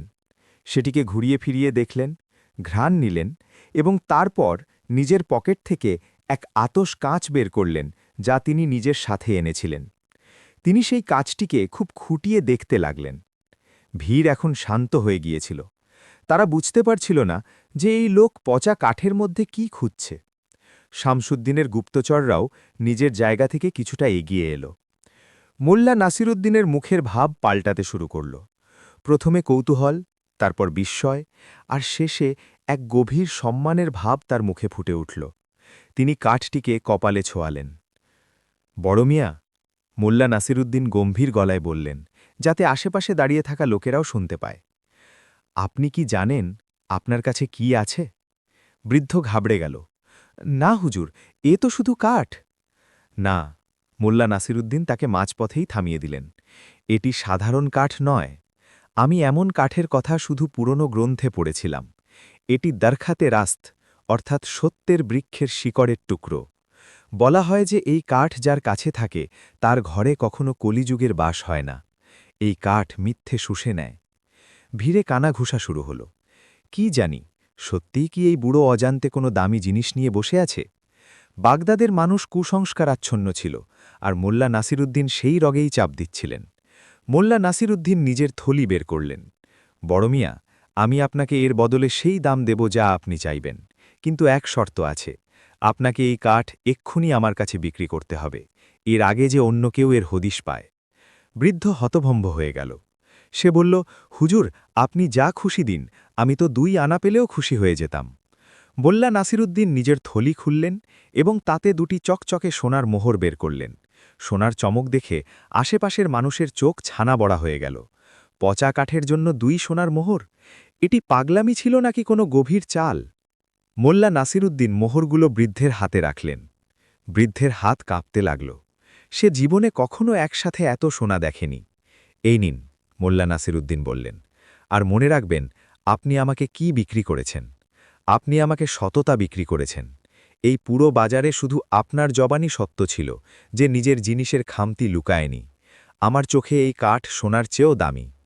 মোল্লা নাসিরুদ্দিন সেই কাঠের টুকরোটি এক রেশমি রুমালের ওপর রাখলেন, যেমন কেউ কোহিনূর হীরাকে মোড়ায়, এবং সেটিকে নিজের বুকে চেপে ধরলেন। তিনি বৃদ্ধের পা ছোঁয়ালেন এবং সেখান থেকে দ্রুত বেরিয়ে গেলেন। ভিড় স্তব্ধ হয়ে রইল। কিছু লোক বৃদ্ধকে ঘিরে ধরতে লাগল, এটা জিজ্ঞাসা করার জন্য যে তার কাছে আরও কাঠ আছে কিনা। কিন্তু আসল হুলস্থুল শামসুদ্দিনের ডেরায় শুরু হয়েছিল। তার গুপ্তচররা দৌড়ে শামসুদ্দিনকে খবর দিল। মালিক, গজব হয়ে গেছে, গুপ্তচর হাঁপাতে হাঁপাতে বলল। সেই মুসাফির, সে এক ভিখারির থেকে পচা কাঠ কিনল। শামসুদ্দিনের হুক্কা পড়ে যাচ্ছিল। সে তাচ্ছিল্যের সাথে বলল, আমি বলেছিলাম না সে বোকা। না মালিক, গুপ্তচর বলল, সে সেই কাঠের জন্য 2টো সোনার মোহর দিল, আর সে বলল যে ওটা কোনো জাদুকরি কাঠ যা মিথ্যে শুষে নেয়। সে ওটাকে খুব যত্ন করে রেখেছে। কোথাও সেই কাঠে কি সত্যিই কোনো গুপ্তধন লুকিয়েছিল না, যা আমরা চিনতে পারিনি? শামসুদ্দিনের হাত থেমে গেল। তার কপালে ঘামের ফোঁটা জমতে লাগল। ঠগদের এক মানসিকতা থাকে, তাদের সব সময় মনে হয় যে কেউ তাদের থেকেও বড় ঠগ চলে এসেছে। শামসুদ্দিনের নিজের জহরি হওয়ার যোগ্যতার ওপর অহংকার ছিল, কিন্তু তার সন্দেহ হতে লাগল। সে কি সেই ভিখারিকে অবহেলা করে কোনো ভুল করে ফেলল? সেই মুসাফির কি এমন কিছু জানে যা শামসুদ্দিন জানে না? সন্দেহের বীজ এখন শামসুদ্দিনের মাথায় বোনা হয়ে গিয়েছিল। ওদিকে মোল্লা নাসিরুদ্দিন সরাইখানার দিকে গেলেন না। তিনি জানতেন যে এখন তার পিছু নেওয়া হবে। তিনি সরাসরি শহরের নিকাশদ্বারের দিকে এগোলেন। তার হাতে সেই কাঠের টুকরোটি ছিল, যা এখন তার বেঁচে থাকার উপায়ও ছিল, আবার বিপদের কারণও। সন্ধ্যা ঘনিয়ে আসছিল, আর বাগদাদের সরু গলিগুলো এখন আরও ভয়ঙ্কর মনে হচ্ছিল। প্রতিটি ছায়ায় এক শত্রু লুকিয়ে থাকতে পারত। মোল্লা নাসিরুদ্দিন নিজের হাঁটার গতি বাড়িয়ে দিলেন। তিনি জানতেন যে শামসুদ্দিনের লোভ তাকে চুপ করে থাকতে দেবে না। তখনই মোল্লা নাসিরুদ্দিন নিজের পেছনে ঘোড়ার খুঁড়ের আওয়াজ শুনতে পেলেন। তাপাগলির শব্দ শোনা গেল। তারা ফিরে তাকাল না। তারা জানত এরা কারা, শামসুদ্দিনের লোক, এবং এবার তারা শুধু দেখতে আসছে না, তারা সেই মূল্যবান কাঠ ছিনিয়ে নিতে আসছে। মোল্লা নাসিরুদ্দিন একটি সরু গলিতে দৌড় দিলেন। এই গলিটি ছিল গোলকধাঁধার মতো। মোল্লা নাসিরুদ্দিনের হৃৎপিণ্ড জোরে জোরে ধরফর করছিল। তিনি কোনো অভিজ্ঞ দৌড়বিদ ছিলেন না, কিন্তু প্রাণ বাঁচানোর চিন্তা পায়ে ডানা লাগিয়ে দেয়। তিনি একটি পুরনো মসজিদের ধ্বংসাবশেষের কাছে পৌঁছলেন। সেখানে লুকানোর অনেক জায়গা ছিল। মোল্লা নাসিরুদ্দিন একটি ভাঙা দেওয়ালের পেছনে গুড়ি মেরে বসে থাকলেন। তিনি নিজের নিঃশ্বাস বন্ধ করে রাখলেন। ঘোড়ার শব্দ কাছে এলো, তারপর থামল এবং আবার এগিয়ে গেল। মোল্লা নাসিরুদ্দিন স্বস্তির নিঃশ্বাস ফেললেন, কিন্তু তিনি জানতেন এই স্বস্তি খুব অল্প সময়ের জন্য। পুরো শহর এখন তার পেছনে লেগেছে। একটি পচা কাঠের টুকরো বাগদাদের সবচেয়ে বড় ঠগের ঘুম হারাম করে দিয়েছিল। রাতের অন্ধকার ঘনীভূত হল। মোল্লা নাসিরুদ্দিন নিজের কৌশল বদলে নিলেন। তিনি এবার মুসাফিরের বেশও বদলে ফেলবেন। তিনি নিজের পাগড়ি খুললেন এবং সেটি একজন ভিখারির মতো করে জড়িয়ে নিলেন। তিনি নিজের মুখে কাদা মেখে নিলেন, যাতে কেউ তাকে চিনতে না পারে। এখন তার লক্ষ্য ছিল একটাই, যে কোনোভাবে শহরের সীমানা পার হওয়া। কিন্তু যেমনই তিনি শহরের পশ্চিম দ্বারের কাছে পৌঁছলেন, দেখলেন সেখানে পাহারা বাড়িয়ে দেওয়া হয়েছে। মশালগুলোর আলোতে সিপাহীদের সাথে শামসুদ্দিনের গুন্ডারাও দাঁড়িয়েছিল। তারা প্রতিটি পথচারীকে তল্লাশি করছিল। শামসুদ্দিন নিজের প্রভাব ঘাটিয়ে শহরের দরজা বন্ধ করিয়ে দিয়েছিল। মোল্লা নাসিরুদ্দিন একটি অন্ধকার কোণায় দাঁড়িয়ে এই দৃশ্য দেখছিলেন। বাইরে বের হওয়ার কোনো পথ ছিল না। দেওয়ালগুলো ছিল উঁচু এবং পাহারা ছিল কঠোর। যদি তিনি ধরা পড়েন, তবে কাঠ ছিনিয়ে নেওয়া হবে, টাকা লুটে নেবে এবং সম্ভবত প্রাণও চলে যাবে। আর যদি কাঠ শামসুদ্দিনের হাতে পড়ে আর সে দেখে নেয় যে এটি শুধু একটি সাধারণ কাঠ, তবে তার রাগ সপ্তম আকাশে চড়ে যাবে। মোল্লা নাসিরুদ্দিনকে তাকে এটি বিশ্বাস করিয়ে রাখতে হতো যে কাঠটি মূল্যবান, তবেই তিনি নিরাপদ ছিলেন। মোল্লা নাসিরুদ্দিনের বুদ্ধির ঘোড়া ছুটতে শুরু করল। তাকে এমন একটি পরিকল্পনা করতে হতো যা শুধু তাকে বাইরেই বের করবে না, বরং শামসুদ্দিনকে আরেকটি বড় ধাক্কা দেবে। তিনি নিজের পকেট হাতড়ালেন। তার কাছে এখনও কিছু মোহর আর সেই নকল গহনার হারটি ছিল, যা তিনি বাজার থেকে অন্য কারো কাছ থেকে কিনেছিলেন। হঠাৎ মোল্লা নাসিরুদ্দিনের ঠোঁটে একটি হাসি ফুটে উঠল। তিনি একটি বিপজ্জনক সিদ্ধান্ত নিলেন। তিনি লুকাবেন না, তিনি সামনে আসবেন, কিন্তু এমন এক অবতারে যা কেউ কল্পনাও করতে পারবে না। মোল্লা নাসিরুদ্দিন নিজের পোশাক ঠিক করলেন, নিজের শিরদাঁড়া সোজা করলেন এবং সোজা সেই দ্বারের দিকে হেঁটে চললেন, যেখানে মৃত্যু তার জন্য অপেক্ষা করছিল। তিনি ঠিক করলেন যে তিনি শামসুদ্দিনের লোকদেরই নিজের রক্ষক বানাবেন। এটি ছিল এক জুয়া, জীবন মৃত্যুর জুয়া। যেমনই তিনি দ্বারের কাছে পৌঁছালেন, একজন সিপাহী চিৎকার করে বলল, এই, ওখানে কে? থামো! মোল্লা নাসিরুদ্দিন থামলেন না। তিনি আরও দ্রুত এগিয়ে গেলেন এবং সোজা সিপাহীদের সর্দারের কাছে গিয়ে উচ্চস্বরে বললেন, শুকুর যে তোমাকে পাওয়া গেল, আমাকে এখনই শামসুদ্দিন সাহেবের কাছে নিয়ে চলো, তার জন্য একটি পয়গাম আছে। সিপাহীরা অবাক হয়ে গেল। এই ভিখারির মতো দেখতে লোকটা শামসুদ্দিনকে হুকুম দিচ্ছে। সর্দার তলোয়ার বের করে নিল। কে তুই? আর শামসুদ্দিন সাহেবের নাম এত বেয়াদবি করে নিচ্ছিস কেন? মোল্লা নাসিরুদ্দিন নিজের চোখের রাগ ফুটিয়ে বললেন, আরে বোকা, আমি তারই গোয়েন্দা। যে মুসাফিরকে তোমরা খুঁজছ সে আমাকে ধোকা দিয়ে দিয়েছে এবং সে নদীর পথে পালাচ্ছে। যদি তোমরা এখানে দাঁড়িয়ে থাকো তবে সে বেরিয়ে যাবে আর শামসুদ্দিন সাহেব তোমাদের গায়ের চামড়া তুলে ফেলবেন। জলদি যাও আর নদীর ঘাট নিরাও করো। মোল্লা নাসিরুদ্দিনের আত্মবিশ্বাস এতটাই প্রবল ছিল যে সিপাহীরা এক মুহূর্তের জন্য থতমত খেয়ে গেল।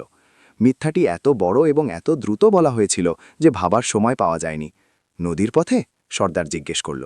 হ্যাঁ, মোল্লা নাসিরুদ্দিন চিৎকার করে বললেন, সে নৌকা নিয়ে পালাচ্ছে, যাও। সিপাহীদের মধ্যে হুড়োহুড়ি পড়ে গেল। অর্ধেক সিপাহী নদীর দিকে দৌড়ে গেল। দ্বারে ভিড় কমে গেল। মোল্লা নাসিরুদ্দিন মনে মনে আল্লাহকে ধন্যবাদ জানালেন। কিন্তু এখনও কিছু সিপাহী আর শামসুদ্দিনের এক খাস লোক যার নাম কাসিম ছিল সেখানেই দাঁড়িয়েছিল। কাসিমের নজর মোল্লা নাসিরুদ্দিনের ওপর টিকে ছিল। সে সিপাহীদের মতো মূর্খ ছিল না। কাসিম ধীরে ধীরে মোল্লা নাসিরুদ্দিনের কাছে এলো। সে মোল্লা নাসিরুদ্দিনের মুখটি ভালো করে দেখল, যা কাদা মাখা ছিল। সে বলল, তোর গলাটা কেমন চেনা চেনা মনে হচ্ছে। আর যদি তুই গোয়েন্দা হস তবে তোকে আমি আগে কখনো শামসুদ্দিনের হাবেলিতে দেখিনি কেন? মোল্লা নাসিরুদ্দিনের হৃৎপিণ্ড এক মুহূর্তের জন্য থমকে গেল। কাসিমের হাত তার খঞ্জরের উপর ছিল। মোল্লা নাসিরুদ্দিন অনুভব করলেন যে এখন কথায় কাজ হবে না। কাসিম মোল্লা নাসিরুদ্দিনের হাত ধরে ফেলল এবং তাকে টেনে মশালের আলোতে নিয়ে এলো। আরে, এটা তো সেই লোকটাই! কাসিম চিৎকার করে বলল, এটা সেই মুসাফিরটাই, ধর একে! মোল্লা নাসিরুদ্দিন ঝটকা দিয়ে নিজের হাত ছাড়ালেন এবং কাসিমের চোখে এক মুঠো ধুলো ছুঁড়ে মারলেন, যা তিনি আগে থেকেই নিজের মুঠোই ভরে রেখেছিলেন। কাসিম চিৎকার করতে করতে পিছিয়ে গেল। মোল্লা নাসিরুদ্দিন সুযোগ দেখলেন এবং খোলা দ্বারের দিকে দৌড় দিলেন। ধর ধর, জেলে দিস না! পেছন থেকে চিৎকার ভেসে আসছিল। মোল্লা নাসিরুদ্দিন বাতাসের গতিতে দৌড়াচ্ছিলেন। বাগদাদের মরুভূমি সামনে বিস্তৃত ছিল, অন্ধকার এবং বিশাল। কিন্তু তার পেছনে ঘোড়ার পায়ের শব্দ আবার শোনা যেতে লাগল। এবার তারা খুব কাছে ছিল। মোল্লা নাসিরুদ্দিন জানতেন মরুভূমিতে পায়ে হেঁটে তিনি ঘোড়সাবারদের সাথে জিততে পারবেন না, তাকে কোথাও লুকাতে হবে। অথবা তখনই সামনে বালুর টিলার মাঝে কিছু ছায়া দেখতে পেলেন।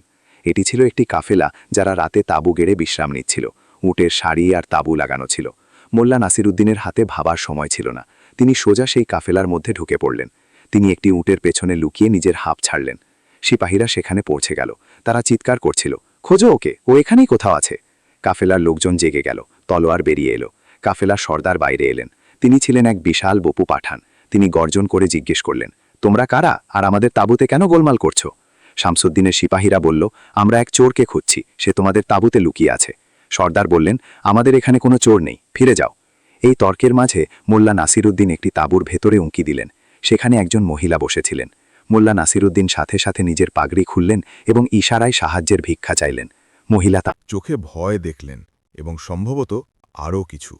তিনি মোল্লা নাসিরুদ্দিনকে একটি বড় সিন্দুকের পেছনে লুকিয়ে দিলেন এবং ওপর থেকে কিছু কম্বল দিয়ে ঢেকে দিলেন। বাইরে সিপাহীরা তল্লাশি নেবার জিদ ধরল। পাঠান অনুমতি দিলেন, কিন্তু সতর্ক করে দিলেন যে যদি মহিলাদের বিরক্ত করা হয় তবে মাথা কেটে ফেলা হবে। সিপাহীরা তাঁবুতে তল্লাশি নিতে শুরু করল। মোল্লা নাসিরুদ্দিন কম্বলের নিচে নিজের হৃৎস্পন্দন চেপে পড়েছিলেন। একজন সিপাহী সেই তাঁবুতেও এলো। তার তলোয়ার দিয়ে কম্বলগুলো হাতড়াল। তলোয়ারের ডগা মোল্লা নাসিরুদ্দিনের কাঁধ থেকে মাত্র 1 ইঞ্চি দূরে ছিল। সিপাহীটি কিছু বিড়বিড় করে বাইরে চলে গেল। এখানে কেউ নেই, সে বাইরে গিয়ে বলল। শামসুদ্দিনের লোকরা হতাশ হয়ে ফিরে গেল। কিন্তু মোল্লা নাসিরুদ্দিন জানতেন তারা খুব দূরে যায়নি, তারা সকালের অপেক্ষা করবে। মোল্লা নাসিরুদ্দিনকে এই রাতেই, এই মুহূর্তেই কিছু করতে হবে। সেই কাঠের টুকরোটি তার বুকে বিঁধছিল, যেন মনে করিয়ে দিচ্ছে যে এই খেলা এখনও শেষ হয়নি। রাতের শেষ প্রহরে যখন পুরো কাফেলা ঘুমিয়েছিল, মোল্লা নাসিরুদ্দিন চুপচাপ বাইরে বেরোলেন। তিনি কাফেলার সর্দারের ঘোড়া নয় বরং একটি সাধারণ খচ্চর বেছে নিলেন যাতে শব্দ না হয়। তিনি খচ্চরটি খুললেন এবং ধীরে ধীরে মরুভূমির অন্ধকারে মিলিয়ে গেলেন। সকাল হওয়া পর্যন্ত মোল্লা নাসিরুদ্দিন বাগদাদের সীমানা থেকে অনেক দূরে চলে গিয়েছিলেন। কিন্তু এখন তার সামনে ছিল মরুভূমি, জল নেই, খাবার নেই এবং পেছনে এক প্রতিহিংসা পরায়ণ শত্রু। সূর্য উঠছে এবং বালু তপ্ত হচ্ছে। মোল্লা নাসিরুদ্দিন কাঠের টুকরোটির দিকে তাকালেন এবং নিজেকে বললেন, মোল্লা নাসিরুদ্দিন, তুমি সততা তো কিনে নিলে, কিন্তু তুমি কি একে জীবিত বাড়িতে নিয়ে যেতে পারবে? তখনই দিগন্তে ধুলোর উন্মত্ত ঝাপটা দেখতে পেলেন। এটি কি শামসুদ্দিন নাকি অন্য কোনো বিপদ? মোল্লা নাসিরুদ্দিন নিজের ছেঁড়া পানির মশকটি নিংড়ালেন। এক শেষ বিন্দু তার গলায় নামল। এখন শুধু সাহস বাকি ছিল। ধুলোর ঝাপটা কাছে এলো এবং যখন সেটি পরিষ্কার হল, মোল্লা নাসিরুদ্দিনের পা মাটি থেকে সরে গেল। সেটি স্বয়ং শামসুদ্দিন ছিল, তার 50 জন সবচেয়ে ভয়ঙ্কর যোদ্ধার সাথে। সে মোল্লা নাসিরুদ্দিনকে ঘিরে ফেলেছিল। মরুভূমির মাঝখানে এখন পালানোর কোনো পথ ছিল না। শামসুদ্দিন নিজের কালো আরবি ঘোড়া থেকে নিচে নামল। সে ধীরে ধীরে মোল্লা নাসিরুদ্দিনের দিকে এগিয়ে এলো। তার মুখে বিজয়ের এক নিষ্ঠুর হাসি ছিল। তো শামসুদ্দিন বলল, তুই ভেবেছিস যে তুই আমার নাকের নিচ দিয়ে জাদুকরি কাঠ নিয়ে পালিয়ে যাবি? এই মুসাফির বা তুই যাই হোস না কেন, শামসুদ্দিন নিজের হিসাব পাই পাই করে মেটায়। শামসুদ্দিন নিজের হাত বাড়িয়ে দিল। সেই কাঠটি আমাকে দিয়ে দে, আর আমি তোকে একটি সহজ মৃত্যু দেব, না হলে মরুভূমির চিলেরা তোর শরীর ছিঁড়ে ছিঁড়ে খাবে। মোল্লা নাসিরুদ্দিন কাঠটি শক্ত করে ধরলেন। তিনি ছিলেন নিরস্ত্র, একা, এবং মৃত্যু তার সামনে দাঁড়িয়েছিল। কিন্তু তখনই মোল্লা নাসিরুদ্দিন জোরে জোরে হাসতে লাগলেন, এক উন্মাদ পাগলের মতো হাসি। শামসুদ্দিন অবাক হয়ে গেল। হাসছিস কেন রে বোকা? সে চিৎকার করে উঠল। মোল্লা নাসিরুদ্দিন নিজের হাসি থামিয়ে চোখের মনি এক অদ্ভুত জ্যোতি এনে বললেন, শামসুদ্দিন, তুই যেটিকে কাঠ ভাবছিস, যদি আমি সেটিকে মাটিতে আছাড় দিই, তবে এখানে যা হবে তার তুই আন্দাজও করতে পারবি না। তুই কি সত্যি জানতে চাস এই কাঠের আসল শক্তি কি? মোল্লা নাসিরুদ্দিন কাঠটি হাওয়ায় তুললেন, আছাড় দেওয়ার জন্য তৈরি হয়ে। শামসুদ্দিনের চোখে প্রথমবার ভয় দেখা গেল। মোল্লা নাসিরুদ্দিন কি কাঠটি ভেঙে ফেলবেন, নাকি তার কাছে এমন কোনো রহস্য আছে যা পুরো খেলা পাল্টে দেবে? মরুভূমির সেই নিস্তব্ধতায় মোল্লা নাসিরুদ্দিন কোন বিস্ফোরণ ঘটাতে চলেছেন? আগে শুনুন। বন্ধুরা, ভিডিওটি একটি লাইক অবশ্যই করবেন। মরুভূমির নিস্তব্ধতা এখন মোল্লা নাসিরুদ্দিনের সেই উন্মাদ হাসিতে প্রতিধ্বনিত হচ্ছিল। সূর্য ঠিক মাথার ওপর ছিল এবং তার রশ্মিগুলো তলোয়ারের ধারের মতো বিঁধছিল। শামসুদ্দিন, যে এতক্ষণ নিজের শিকারকে পাকড়াও করার জন্য তৈরি হয়ে দাঁড়িয়েছিল, মোল্লা নাসিরুদ্দিনের সেই হাসি দেখে থমকে গেল। একজন নিরস্ত্র মানুষ মৃত্যুর মুখে দাঁড়িয়ে এভাবে হাসছে কিভাবে? সে কি ভয়ে পাগল হয়ে গেল, নাকি তার কাছে সত্যিই এমন কোনো শক্তি আছে যার কথা বাগদাদের সুলতানও জানেন না? শামসুদ্দিনের ঘোড়াটিও নিজের সওয়ারির অস্থিরতা অনুভব করল এবং নিজের খুর দিয়ে বালু খুঁড়তে লাগল। মোল্লা নাসিরুদ্দিনের হাসি হঠাৎ থেমে গেল। তার মুখটি, যা এতক্ষণ ভয় আর ক্লান্তিতে ম্লান মনে হচ্ছিল, এখন একটি শক্ত পাথরের মতো হয়ে গেল। তার চোখে যেন আগুন জ্বলছিল। তিনি সেই কাঠের টুকরোটিকে নিজের 2 হাতে এমনভাবে ধরে রেখেছিলেন যেন কোনো পুরোহিত কোনো পবিত্র ও বিনাশকারী মূর্তি ধরে আছেন। তুই এটিকে সাধারণ কাঠ ভাবছিস শামসুদ্দিন? মোল্লা নাসিরুদ্দিনের কণ্ঠে এমন এক গাম্ভীর্য ছিল যা মরুভূমির বাতাসকেও ভারী করে দিল। তুই ঠিকই শুনেছিলি যে এটি সত্য বলা কাঠ, কিন্তু তোকে সেই ভিখারি এটি বলেনি যে এই কাঠটি কোথা থেকে এসেছে। এটি সুলেমানি জঙ্গলের সেই শেষ টুকরো যা জিনেরা নিজের বন্দিশালার জন্য বেছে নিয়েছিল। এতে সত্যের শক্তি এ কারণে আছে কারণ মিথ্যে বললে এর ভেতরে থাকা ইফরিত জেগে ওঠে। শামসুদ্দিনের কপালে ঘাম জমতে শুরু করল। সে ছিল কুসংস্কারাচ্ছন্ন। বাগদাদের গলিতে ইফরিত আর জিনের গল্প বাচ্চাদের শুধু ঘুমানোর জন্য নয়, বরং ভয় দেখানোর জন্যও শোনানো হতো। মোল্লা নাসিরুদ্দিন এক কদম এগিয়ে গেলেন। শামসুদ্দিনের সিপাহীরা, যারা এতক্ষণ তলোয়ার উঁচিয়ে দাঁড়িয়েছিল, অজান্তেই এক কদম পিছিয়ে গেল।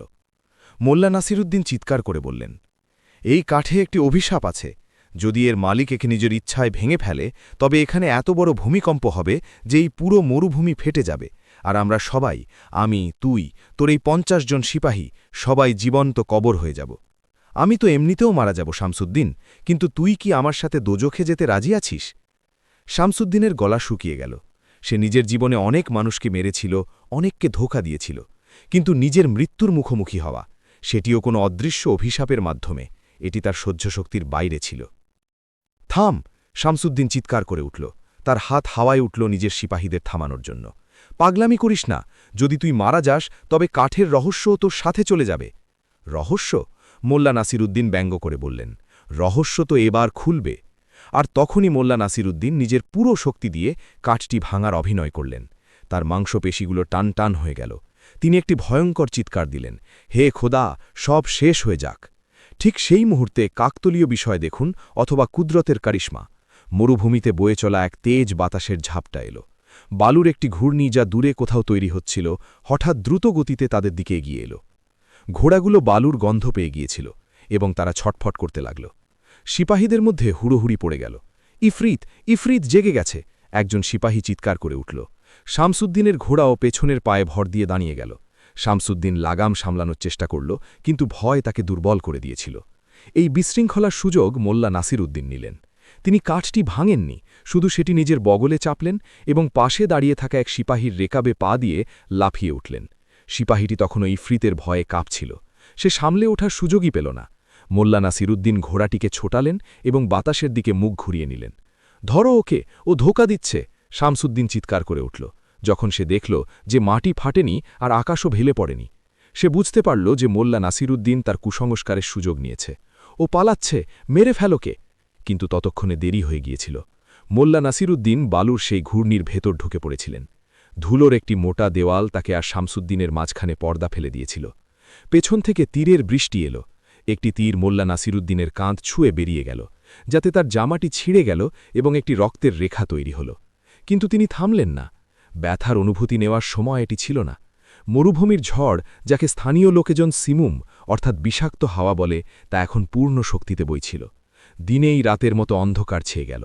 বালুর কণাগুলো গুলির মতো গায়ে লাগছিল। মোল্লা নাসিরউদ্দিন নিজের পাগড়ির একটি অংশ খুলে মুখে জড়ালেন। জড়িয়ে নিলেন যাতে নিঃশ্বাস নিতে পারেন। ঘোড়াটিও ঘাবড়ে গিয়েছিল, কিন্তু মোল্লা নাসিরউদ্দিন তার ঘাড় চাপড়ে তাকে এগিয়ে যেতে বাধ্য করলেন। তার দিক সম্পর্কে কোনো জ্ঞান ছিল না, শুধু এটুকু জানতেন যে তাকে পালাতে হবে, শামসুদ্দিনের থেকে দূরে, মৃত্যুর থেকে দূরে। ঘণ্টার পর ঘণ্টায় এই সফর চলতে থাকল। ঝড়ের শব্দ এত প্রবল ছিল যে মোল্লা নাসিরউদ্দিন নিজের চিন্তার শব্দও শুনতে পাচ্ছিলেন না। তৃষ্ণা এখন গলার ভেতর কাঁটার মতো বিঁধছিল। পানির মশকটি, যা তিনি সেই সিপাজির ঘোড়া থেকে পেয়েছিলেন, সেটি ঝড়ে কোথাও পড়ে গিয়েছিল। এখন তার কাছে না ছিল জল, না খাবার, আর না কোনো রাস্তা। ধীরে ধীরে ঝড় থামতে শুরু করল। ধুলো মাটিতে বসে যেতে লাগল। মোল্লা নাসিরউদ্দিন নিজের জ্বালা করতে থাকা চোখগুলো খুললেন। চারদিকে শুধু বালুর টিলা ছিল, নির্জন অন্তহীন বালু। তার ঘোড়াটি বুলিভাবে ক্লান্ত হয়ে পড়েছিল। সেটি টলটলে টলটলে হাঁটু গেড়ে বসে পড়ল। মোল্লা নাসিরউদ্দিন বালুর ওপর গড়িয়ে পড়লেন। ঘোড়াটি আর ওঠার অবস্থায় ছিল না, তার শ্বাস নিতে কষ্ট হচ্ছিল। মোল্লা নাসিরউদ্দিন ভারাক্রান্ত মনে সেই অবলা জানোয়ারটির মাথায় হাত বুলিয়ে দিলেন, যে তার প্রাণ বাঁচিয়েছিল, এবং পায়ে হেঁটে এগিয়ে যাওয়ার সিদ্ধান্ত নিলেন। সূর্য এখন ডুবছিল, কিন্তু গরম এখনও প্রাণঘাতী ছিল। মোল্লা নাসিরউদ্দিনের গলা এত শুকিয়ে গিয়েছিল যে থুতু গেলাও তলোয়ার গেলার মতো মনে হচ্ছিল। তার মাথায় ভ্রম তৈরি হতে লাগল। তিনি দূরে কোথাও জল দেখতে পেতেন, কিন্তু কাছে গেলে সেটি শুধু বালুর চকচকে বিস্তার মনে হতো। মরীচিকা, মরুভূমির সবচেয়ে নিষ্ঠুর তামাশা। এটাই কি শেষ? মোল্লা নাসিরউদ্দিন নিজেকে জিজ্ঞেস করলেন। আকবরের সবচেয়ে বুদ্ধিমান মন্ত্রী কি বাগদাদের বালুতে তৃষ্ণার্ত অবস্থায় মারা যাবে, আর তাও একটি পচা কাঠের টুকরোর জন্য? তিনি নিজের বুকে বাঁধা সেই কাঠের টুকরোটি হাতড়ালেন। অদ্ভুত ব্যাপার ছিল, সেই কাঠের স্পর্শ তাকে এক অদ্ভুত সাহস দিল। তিনি ভাবলেন, না, এই কাঠটি সততার প্রতীক, এবং সত্য এত সহজে মরে না। রাত হয়ে গেল। মরুভূমির রাত যেমন ঠান্ডা হয়, তেমনি ভয়ঙ্কর। আকাশে তারাগুলো এমনভাবে জ্বলছিল যেন মোল্লা নাসিরউদ্দিনের অসহায়ত্বের ওপর হাসছে। মোল্লা নাসিরউদ্দিন হাঁটতে থাকলেন। তার পা দুটো এখন পাথরের মতো ভারী হয়ে গিয়েছিল। তখনই তিনি হাওয়ায় ধোঁয়ার গন্ধ অনুভব করলেন। ধোঁয়া? মরুভূমিতে? মৃত্যুর তাড়া এবং প্রতিধ্বনির উপত্যকা। মরুভূমির মাঝখানে মোল্লা নাসিরউদ্দিন নিজের পুরো শক্তি সঞ্চয় করলেন এবং সেই গন্ধের দিকে এগিয়ে গেলেন। একটি উঁচু টিলা পার হওয়ার পর নিচের দৃশ্য দেখে তার চোখে জল চলে এলো। সেখানে দুটি পাহাড়ের মাঝে একটি ছোট মরুদ্যান ছিল, ওয়েসিস ছিল। খেজুরের কিছু গাছ, একটি ছোট পুকুর, আর তার পাড়ে জ্বলন্ত আগুন। আগুনের চারদিকে কিছু তাঁবু লাগানো ছিল। মোল্লা নাসিরউদ্দিন টলটলে টলটলে নিচে নামলেন। তিনি চিৎকার করতে চেয়েছিলেন, কিন্তু গলা দিয়ে আওয়াজ বেরোল না। তিনি তাঁবুগুলোর কাছে পৌঁছলেন এবং অজ্ঞান হয়ে পড়ে গেলেন। যখন মোল্লা নাসিরউদ্দিনের চোখ খুলল, তখন তিনি নিজেকে একটি তাঁবুর ভেতরে পেলেন। হাওয়ায় কাহওয়া অর্থাৎ আরবি কফি আর ঝলসানো মাংসের সুগন্ধ ছিল। একজন বৃদ্ধ মানুষ, যার মুখটি তামাটে লাল আর দাড়ি বরফের মতো সাদা, তার মাথার পাশে বসেছিলেন। তিনি ভেজা কাপড় দিয়ে মোল্লা নাসিরউদ্দিনের কপাল মুছে দিচ্ছিলেন। মোল্লা নাসিরউদ্দিন ওঠার চেষ্টা করলেন, কিন্তু বৃদ্ধ তাকে শুয়ে থাকার ইশারা করলেন। শান্ত থাকো মুসাফির, বৃদ্ধ আরবি ঢঙে বললেন। তুমি মৃত্যুর দুয়ার থেকে ফিরে এসেছ, এখন তোমার বিশ্রামের প্রয়োজন। মোল্লা নাসিরউদ্দিন ইশারায় জল চাইলেন। বৃদ্ধ তাকে চামড়ার বাটিতে জল দিলেন। সেই জল অমৃতের মতো মনে হল। শরীরে প্রাণ ফিরে আসায় মোল্লা নাসিরউদ্দিন জিজ্ঞেস করলেন, আমি কোথায় আছি, আর আপনি কে? বৃদ্ধ হেসে বললেন, আমার নাম শেখ জায়েদ। তুমি বনি শাকার কাবিলার আশ্রয়ে আছো। আমাদের পাহারাদাররা তোমাকে বালুন ওপর অজ্ঞান অবস্থায় পেয়েছিল। মোল্লা নাসিরুদ্দিন ধন্যবাদ দিলেন, কিন্তু তার মনে এখনও সন্দেহ ছিল।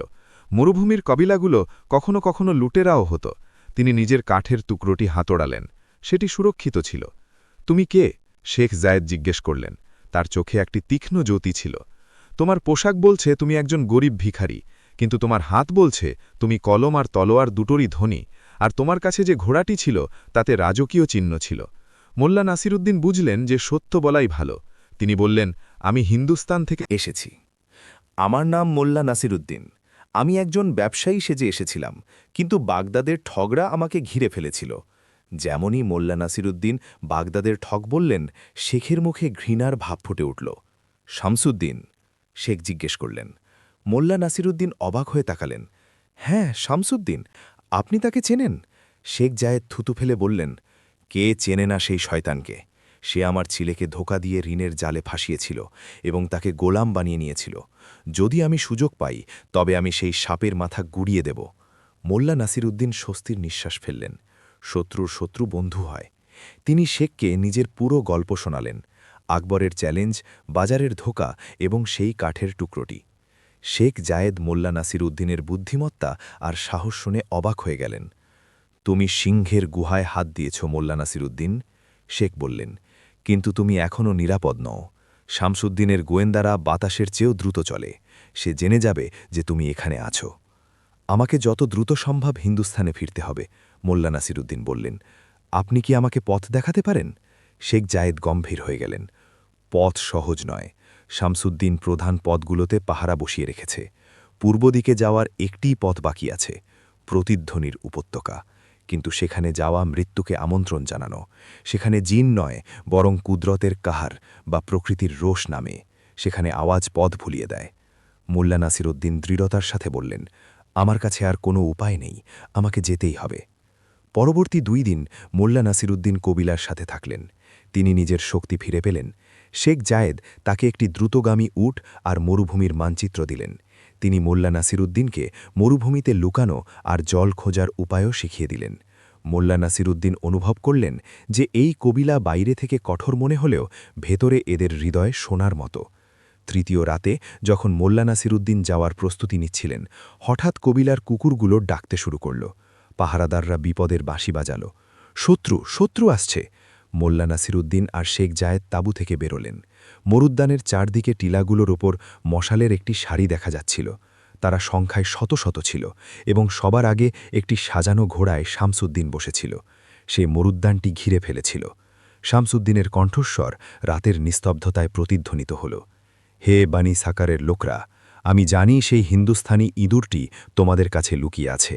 তাকে আমার হাতে তুলে দাও আর আমি তোমাদের ছেড়ে দেব।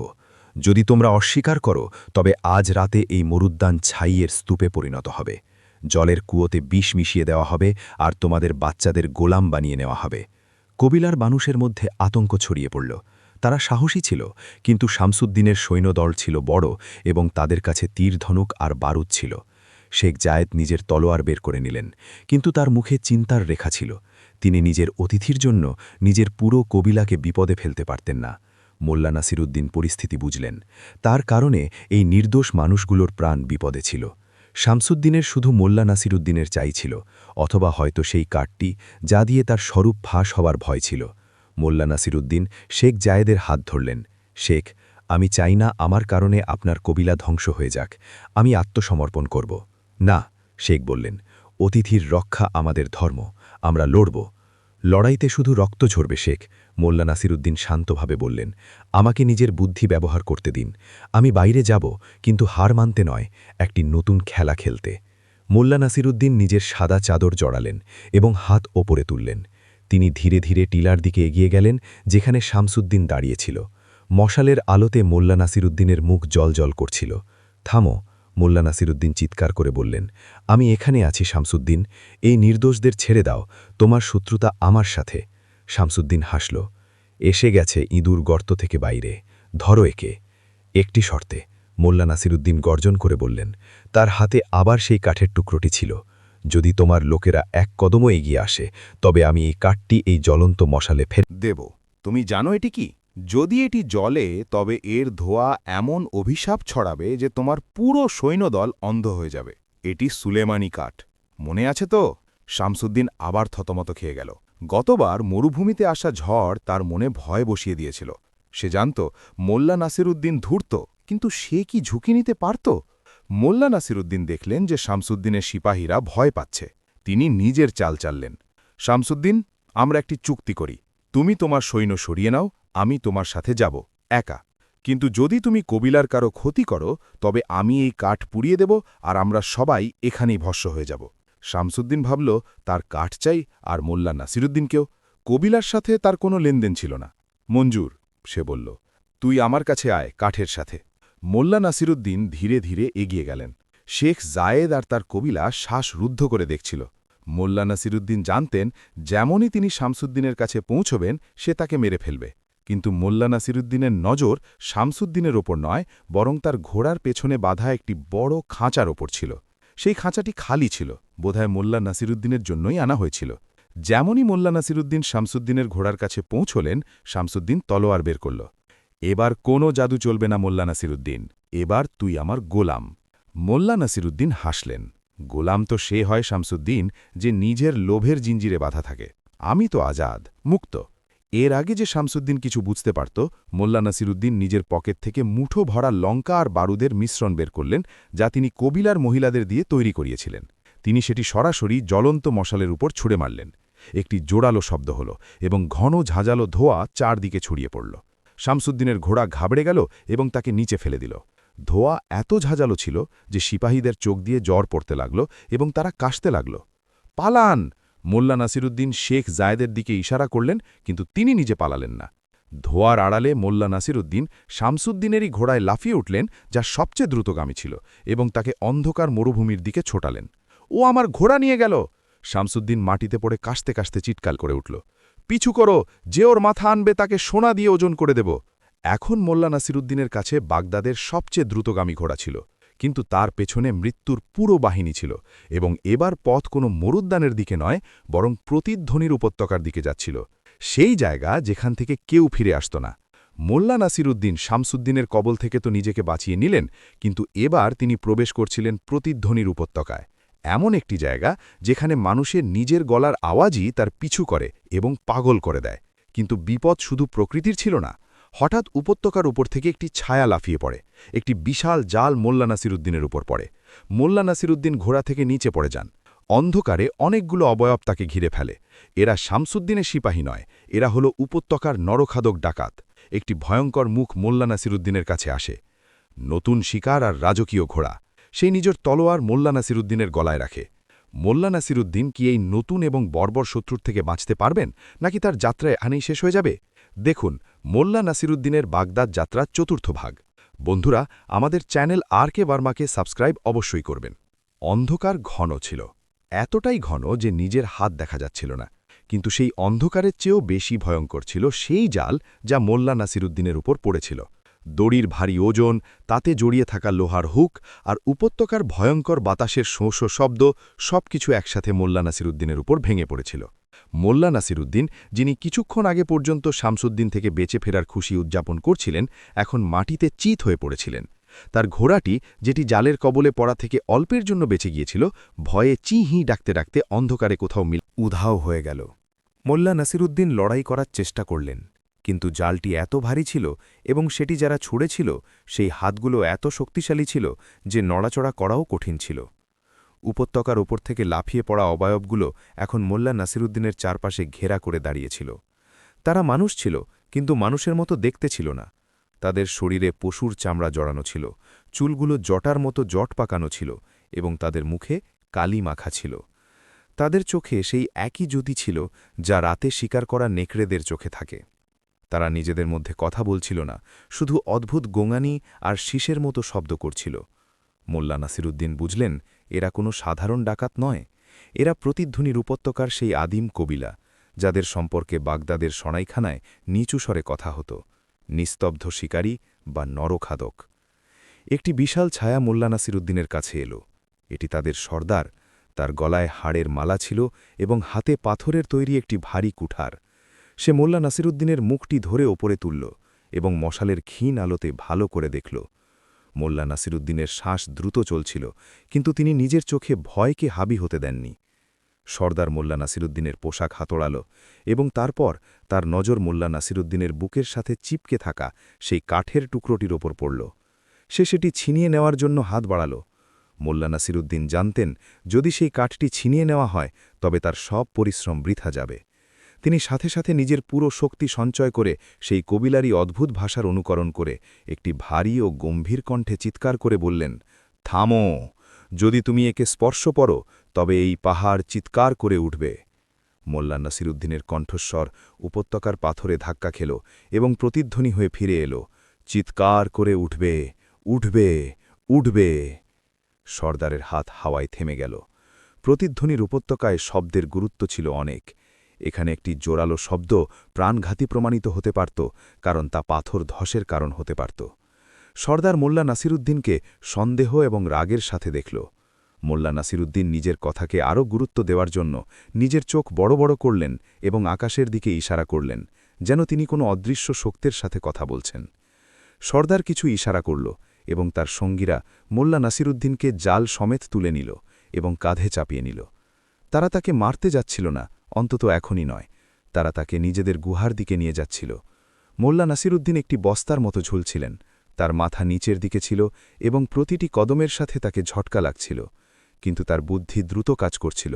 তিনি জানতেন তাকে দেবতা বা জাদুকরের নাটক করতে হবে, কারণ এই আদিম লোকরা শক্তি নয় বরং কুসংস্কারে ভয় পায়। পথ ছিল অত্যন্ত কঠিন। তারা সরু পাহাড়ি পথ দিয়ে হাঁটছিল, যার নিচে ছিল গভীর খাদ। বাতাসের শব্দ এমন ছিল যেন হাজার হাজার আত্মা কাঁদছে। মোল্লা নাসিরুদ্দিন অনুভব করলেন তারা কোনো গুহার মুখে প্রবেশ করছেন। বাতাসে পচন আর ধোঁয়ার গন্ধ ছিল। ভেতরে মশাল জ্বলছিল। এটি ছিল একটি বিশাল প্রাকৃতিক গুহা, যার ছাদ এত উঁচু ছিল যে অন্ধকারে দেখা যাচ্ছিল না। দেয়ালে অদ্ভুত সব ছবি আঁকা ছিল, শিকারের, মৃত্যুর এবং অদ্ভুত রাক্ষসদের। তাকে গুহার মাঝখানে নিয়ে আছাল দিয়ে ফেলা হলো। জাল সরিয়ে নেওয়া হলো, কিন্তু সাথে সাথেই তার হাত পা দড়ি দিয়ে বেঁধে দেওয়া হলো। মোল্লা নাসিরুদ্দিন উঠে বসার চেষ্টা করলেন। তার সামনে পুরো কবিলা জমা ছিল। মহিলা, শিশু, বৃদ্ধ সবাই তাকে এমনভাবে দেখছিল যেন কোনো অদ্ভুত জানোয়ার ধরে আনা হয়েছে। সর্দার, যার নাম জোরা ছিল, একটি উঁচু পাথরের সিংহাসনে বসল। সে নিজের কুঠার মাটিতে মারল। গুহায় নিস্তব্ধতা ছেয়ে গেল। জোরা নিজের ভাঙা ভাঙা ভাষায়, যা পুরনো ফার্সি এবং কোনো বুনো ভাষার মিশ্রণ ছিল, জিজ্ঞেস করল, তুমি কে, আর আমাদের এলাকায় মৃত্যুকে দাওয়াত দিতে কেন এসেছ? তুমি কি শামসুদ্দিনের গোয়েন্দা? মোল্লা নাসিরুদ্দিনের কান খাড়া হল। এই লোকগুলো শামসুদ্দিনকে চিনত এবং তাদের ঢং দেখে মনে হচ্ছিল তারা তাকে পছন্দ করে না। এটি একটি ভালো খবর ছিল। মোল্লা নাসিরুদ্দিন নিজের শির দ্বারা সোজা করলেন এবং নিজের কণ্ঠে একটি রাজকীয় গাম্ভীর্য আনলেন। আমি গোয়েন্দা নই জোরা। মোল্লা নাসিরুদ্দিন সর্দারের নাম আন্দাজে নয়, বরং তার সঙ্গীদের ফিসফিসানি শুনে জেনে নিয়েছিলেন। আমি একজন বার্তাবাহক। আমি সেই দুনিয়া থেকে এসেছি যেখানে সূর্য ওঠে, এবং আমি এখানে শামসুদ্দিনকে খতম করার জন্য এসেছি। জোরা হাসল। তার হাসি ছিল ভুতুরে। তুমি একলা নিরস্ত্র মানুষ। শামসুদ্দিনের লোহার ফৌজ আছে, তার কাছে আগুন ওগ্রানো লাঠি, বন্দুক আছে। তুমি তাকে কিভাবে মারবে? কথা দিয়ে? হ্যাঁ, মোল্লা নাসিরুদ্দিন শান্তভাবে বললেন। শব্দ লোহা অপেক্ষা গভীর ক্ষত দেয়, এবং আমার কাছে শুধু শব্দ নেই। মোল্লা নাসিরুদ্দিন নিজের বাঁধা হাত দিয়ে সেই কাঠের টুকরোটির দিকে ইশারা করলেন, যা এখনও তার কাছে ছিল। আমার কাছে এই নিস্তব্ধতার কবজ আছে। কবিলার লোকজন নিজেদের মধ্যে ফিসফিস করতে লাগল। মোল্লা নাসিরুদ্দিন নিজের গল্প বানাতে শুরু করলেন। এই কাঠ সেই গাছের যা এই উপত্যকার মূলে জন্মেছিল। যতক্ষণ এটি আমার কাছে আছে, এই উপত্যকা শান্ত। যদি এটি শামসুদ্দিনের হাতে পড়ে, বা যদি আমার রক্ত এই মাটিতে পড়ে, তবে এই কাঠ কাঁদবে। আর যখন এটি কাঁদবে, মোল্লা নাসিরুদ্দিন নিজের কণ্ঠস্বর নাটুকে ঢঙে নিচু করলেন, তখন এই গুহা, এই পাহাড় সব ধসে পড়বে। তোমরা সবাই চাপা পড়বে। জোরার চোখে সন্দেহ ছিল। সে উঠল এবং মোল্লা নাসিরুদ্দিনের কাছে এলো। সে নিজের কুঠার মোল্লা নাসিরুদ্দিনের গলায় রাখল। ঠান্ডা পাথরের ধার মোল্লা নাসিরুদ্দিনের ত্বক স্পর্শ করছিল। তুমি মিথ্যা বলছ, জোরা গোঙাল। তুমি শুধু নিজের প্রাণ বাঁচাতে চাও। যদি এই কাঠ এতই মূল্যবান হয়, তবে একে জ্বালিয়ে দেখি পাহাড় পড়ে কিনা। এটি মোল্লা নাসিরুদ্দিনের জীবনের সবচেয়ে বিপজ্জনক জুয়া ছিল। যদি জোরা কাঠ জ্বালিয়ে দেয়, তবে খেলা শেষ। মোল্লা নাসিরুদ্দিন জোড়ার চোখের দিকে তাকিয়ে দেখলেন এবং চোখের পলক না ফেলে বললেন, জ্বালিয়ে দাও, কিন্তু মনে রেখো আগুন লাগানোর আগে নিজের আর নিজের সন্তানদের কবর খুঁড়ে রেখো। তুমি কি নিজের পুরো কবিলার প্রাণ বাজি লাগতে রাজি, শুধু আমি সত্যি বলছি কিনা তা পরখ করার জন্য? জোড়ার হাত কাঁপল না, কিন্তু সে থামল। অনিশ্চয়তার এক মুহূর্ত। আর ঠিক সেই মুহূর্তে গুহার বাইরে থেকে একটি আওয়াজ এলো। এটি প্রতিধ্বনি ছিল, কিন্তু বাতাসের নয়। এটি যুদ্ধের দামামা ছিল, ঘোড়ার পায়ের শব্দ আর চিৎকার। শামসুদ্দিন এসে গিয়েছিল। শামসুদ্দিন, যে মরুভূমিতে মোল্লা নাসিরুদ্দিনের হাতে অপমানিত হয়েছিল, এখন প্রতিহিংসার আগুনে জ্বলছিল। সে নিজের ছড়িয়ে ছিঁড়ে থাকা সৈন্যদলকে একত্রিত করেছিল এবং মোল্লা নাসিরুদ্দিনের পায়ের ছাপ অনুসরণ করে উপত্যকা পর্যন্ত পৌঁছে গিয়েছিল। সে জানত এই উপত্যকা বিপজ্জনক, কিন্তু তার রাগ তার ভয়ের চেয়ে বড় ছিল। সে তার সিপাহীদের আদেশ দিয়েছিল যে উপত্যকায় যাকে পাওয়া যাবে তাকেই মেরে ফেল। গুহার প্রবেশদ্বারে দাঁড়িয়ে থাকা পাহারাদাররা চিৎকার করতে করতে ভেতরে ছুটল, লোহার লোকরা এসে গেছে, লোহার লোকরা এসে গেছে। গুহায় হুলস্থুল পড়ে গেল। জোড়া মোল্লা নাসিরুদ্দিনকে ছেড়ে দিল এবং নিজের কুঠার সামলে নিল। কবিলার যোদ্ধারা নিজেদের অস্ত্র, বল্লম, পাথর আর হাড়ের খঞ্জর নিয়ে দ্বারের দিকে দৌড়াল। মোল্লা নাসিরুদ্দিন সেখানেই বাধা অবস্থায় পড়েছিলেন। বাইরে শোরগোল বাড়ছিল। গুলির শব্দ গুহার ভেতর প্রতিধ্বনিত হচ্ছিল, যা কানে তালা লাগিয়ে দেওয়ার মতো ছিল। প্রতিধ্বনি উপত্যকা এখন জেগে উঠেছিল। প্রতিটি গুলির শব্দ 10 গুণ হয়ে ফিরে আসছিল, যাতে মনে হচ্ছিল যেন পুরো এক সৈন্যবাহিনী হামলা করছে। মোল্লা নাসিরুদ্দিন জানতেন এটিই তার সুযোগ। তিনি কাছে পড়ে থাকা একটি ধারালো পাথরের দিকে নিজেকে ঘষটে নিয়ে গেলেন। দড়িগুলো মোটা ছিল, কিন্তু পাথরের ধার ছিল তেজ। তিনি নিজের কবজি পাথরের ওপর ঘষতে লাগলেন। চামড়া ছিলে গেল, রক্ত বেরোতে লাগল, কিন্তু মোল্লা নাসিরুদ্দিন ব্যথার তোয়াক্কা করলেন না। এদিকে শামসুদ্দিনের সিপাহীরা ভারী পড়ছিল। তাদের কাছে তলোয়ার আর বর্ম ছিল, যেখানে কবিলাওয়ালাদের কাছে ছিল শুধু তাদের সাহস আর মাটির জ্ঞান।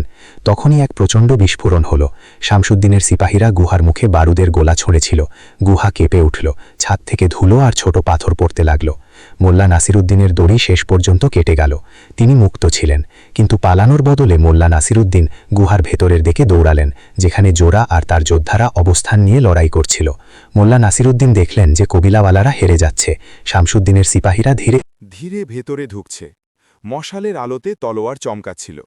মোল্লা নাসিরুদ্দিন জোড়াকে খুঁজলেন। সে সবার সামনে লড়ছিল, কিন্তু একজন সিপাহী তার উরুতে তলোয়ার মেরেছিল এবং সে হাঁটু গেড়ে বসে পড়েছিল। সিপাহীটি তাকে শেষ করে দিতেই যাচ্ছিল যে মোল্লা নাসিরুদ্দিন মাটি থেকে এক মুঠো ধুলো তুললেন এবং সিপাহীর চোখে ছুঁড়ে মারলেন। সিপাহীটি চিৎকার করে পিছিয়ে গেল। জোড়া সুযোগ বুঝে নিজের কুঠার দিয়ে তার কাজ খতম করে দিল। জোড়া ঘুরে মোল্লা নাসিরুদ্দিনকে দেখল। সে অবাক হয়েছিল। তুমি পালালে না? পালালে প্রাণ বাঁচে না জোড়া, মোল্লা নাসিরুদ্দিন চিৎকার করে বললেন, কারণ শোরগোল অনেক বেশি ছিল। লড়লে বাঁচে, কিন্তু তোমার পাথর দিয়ে ওদের তলোয়ার ভাঙবে না। আমাদের বুদ্ধি দিয়ে লড়তে হবে। কি করব? জোড়া জিজ্ঞেস করল। এখন সে মোল্লা নাসিরুদ্দিনকে শত্রু নয়, বরং একটি আশার মতো দেখছিল। তোমার গুহায় প্রতিধ্বনির এমন কোনো কেন্দ্র আছে যেখান থেকে আওয়াজ পুরো উপত্যকায় ছড়িয়ে পড়ে? মোল্লা নাসিরুদ্দিন জিজ্ঞেস করলেন। হ্যাঁ, জোড়া বলল, ভেতরে মৃত্যুর গলা আছে। সেখান থেকে আমরা আমাদের দেবতাদের ডাকি। আমাকে সেখানে নিয়ে চলো, এক্ষুনি, মোল্লা নাসিরুদ্দিন আদেশ দিলেন। জোড়া খুঁড়িয়ে খুঁড়িয়ে মোল্লা নাসিরুদ্দিনকে গুহার আরও গভীর অন্ধকার অংশে নিয়ে গেল। এটি একটি সরু সুড়ঙ্গ ছিল, যা একটি প্রাকৃতিক বারান্দায় গিয়ে খুলত। এই বারান্দাটি গুহার মূল হলের ঠিক ওপরে ছিল, যেখানে লড়াই চলছিল।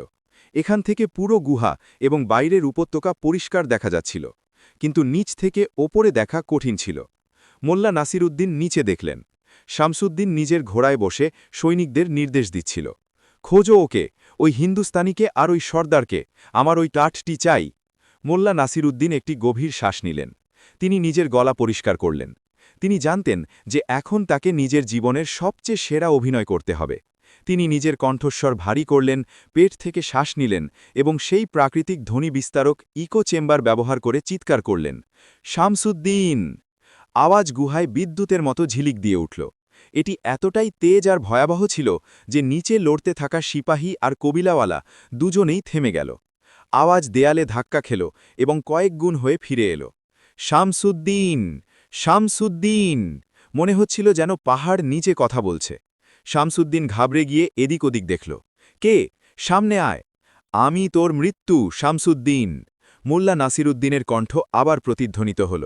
তুই এই পবিত্র উপত্যকায় রক্ত ঝরিয়েছিস, তুই নিস্তব্ধতা ভেঙেছিস, এখন এই উপত্যকা তোকে গিলে খাবে। শামসুদ্দিনের মুখ ফ্যাকাশে হয়ে গেল। তার সিপাহীরা, যারা আগে থেকেই প্রতিধ্বনি আর অন্ধকারে ভয় পেয়েছিল, এখন কাঁপতে লাগল। এ তো জিন, এখানে জিন থাকে। একজন সিপাহী চিৎকার করল এবং নিজের তলোয়ার ফেলে দিয়ে পেছনে দৌড়াল। মোল্লা নাসিরুদ্দিন জোরাকে ইশারা করলেন, এখন তোমার লোকেদের বলো পাথরের বৃষ্টি করতে। জোরা একটি বিশেষ শীষ বাজাল। গুহার ওপরের ফাটলে লুকিয়ে থাকা কবিলার বাচ্চারা আর মহিলারা বড় বড় পাথর নিচে গড়িয়ে দিতে শুরু করল। এই পাথরগুলো সরাসরি শামসুদ্দিনের সেনার ওপর পড়ল। হুড়োহুড়ি পড়ে গেল। ওপর থেকে মোল্লা নাসিরুদ্দিনের দড়াউনি বা ভীতিকর আওয়াজ আর নিচ থেকে পাথরের মার। শামসুদ্দিনের সেনার মনোবল পুরোপুরি ভেঙে গেল। পালাও, এই জায়গা অভিশপ্ত। সিপাহীরা চিৎকার করতে লাগল। তারা আদেশ শোনার জন্য তৈরি ছিল না। তারা শুধু নিজের প্রাণ বাঁচাতে চাইছিল। শামসুদ্দিন তাদের থামানোর চেষ্টা করল, চাবুক মারল, কিন্তু ভয়ের ভূতের চেয়ে বড় কিছু হয় না। তার সেনা ছত্রভঙ্গ হয়ে গেল। শামসুদ্দিন একা রয়ে গেল, রাগে আর অসহায়ত্বে কাঁপতে কাঁপতে। সে ওপরে অন্ধকারের দিকে তাকাল, যেখান থেকে আওয়াজ আসছিল। মোল্লা নাসিরুদ্দিন! সে চিৎকার করল। সে জানত যে এটি কোনো জিন নয়, বরং মোল্লা নাসিরুদ্দিনের চাল। আমি তোকে পাতাল থেকেও খুঁজে বের করব। কিন্তু তখনই একটি বড় পাথর তার ঘোড়ার কাছে এসে পড়ল। ঘোড়াটি ঘাবড়ে গেল। শামসুদ্দিনকে নিয়ে উপত্যকার বাইরের দিকে দৌড়াল। শামসুদ্দিন নিজের প্রাণ বাঁচানোর জন্য ঘোড়ার ঘাড় ঝাপটে ধরল। গুহায় এখন শুধু কবিলাওয়ালাদের বিজয়ের হুঙ্কার ছিল। শামসুদ্দিনের সেনা নিজের কামান আর রসদ ফেলে পালিয়ে গিয়েছিল। মোল্লা নাসিরুদ্দিন আর জোরা নিচে এলেন। জোরা মোল্লা নাসিরুদ্দিনের সামনে মাথা নত করল। তুমি ঠিকই বলেছিলে, তোমার শব্দ লোহার চেয়েও ভারী ছিল। তুমি আমাদের কবিলাকে বাঁচালে। আজ থেকে তুমি আমাদের ভাই। মোল্লা নাসিরুদ্দিন স্বস্তির নিঃশ্বাস ফেললেন। তিনি জোরার কাঁধে হাত রাখলেন। শুক্রিয়া জোরা, কিন্তু আমার কাজ এখনও শেষ হয়নি। শামসুদ্দিন হেরেছে, মরেনি। সে ফিরে আসবে এবং বড় ফৌজ নিয়ে আসবে। আমাকে আজ রাতেই এখান থেকে বেরোতে হবে এবং আমার তোমার সাহায্য চাই। তুমি যা চাও, জোরা বলল। আমাকে এই উপত্যকা পার হওয়ার সবচেয়ে ছোট রাস্তা বলো এবং একটি ঘোড়া যা বাতাসের সাথে কথা বলে। মোল্লা নাসিরুদ্দিন বললেন। জোরা জানালো যে উপত্যকার অন্য পাশে একটি পুরনো সুড়ঙ্গ আছে যা সরাসরি নদীর তীরে বেরোয়। সেখানে একটি পুরনো জরাজীর্ণ পুল আছে, শয়তানের পুল। সেই পুল পার হলেই বাগদাদের সীমানা শেষ হয়ে যায় এবং পারস্যের সেই এলাকা শুরু হয় যেখানে শামসুদ্দিনের আইন চলে না। কিন্তু সেই পুল খুব বিপজ্জনক ছিল। রাতের শেষ প্রহরে মোল্লা নাসিরুদ্দিন আবার সফরে ছিলেন। এবার তার কাছে কবিলার সবচেয়ে সেরা ঘোড়া ছিল এবং জোরা তাকে কিছু শুকনো মাংস আর জলও দিয়েছিল। সাথে জোরা শামসুদ্দিনের ফেলে যাওয়া একটি বন্দুক আর কিছু বারুদও মোল্লা নাসিরুদ্দিনকে দিয়ে দিয়েছিল এই বলে যে হয়তো তোমার এর প্রয়োজন পড়বে। মোল্লা নাসিরুদ্দিন সুরঙ্গের পথে এগিয়ে চললেন। এই পথটি শান্ত ছিল, কিন্তু ঘুটঘুটে অন্ধকার ছিল। মোল্লা নাসিরুদ্দিনের মাথায় আকবরের মুখটি ঘুরছিল। তিনি কি সময় আগ্রা পৌঁছাতে পারবেন? সেই কাঠের টুকরোটি তার পকেটে ভারী লাগছিল।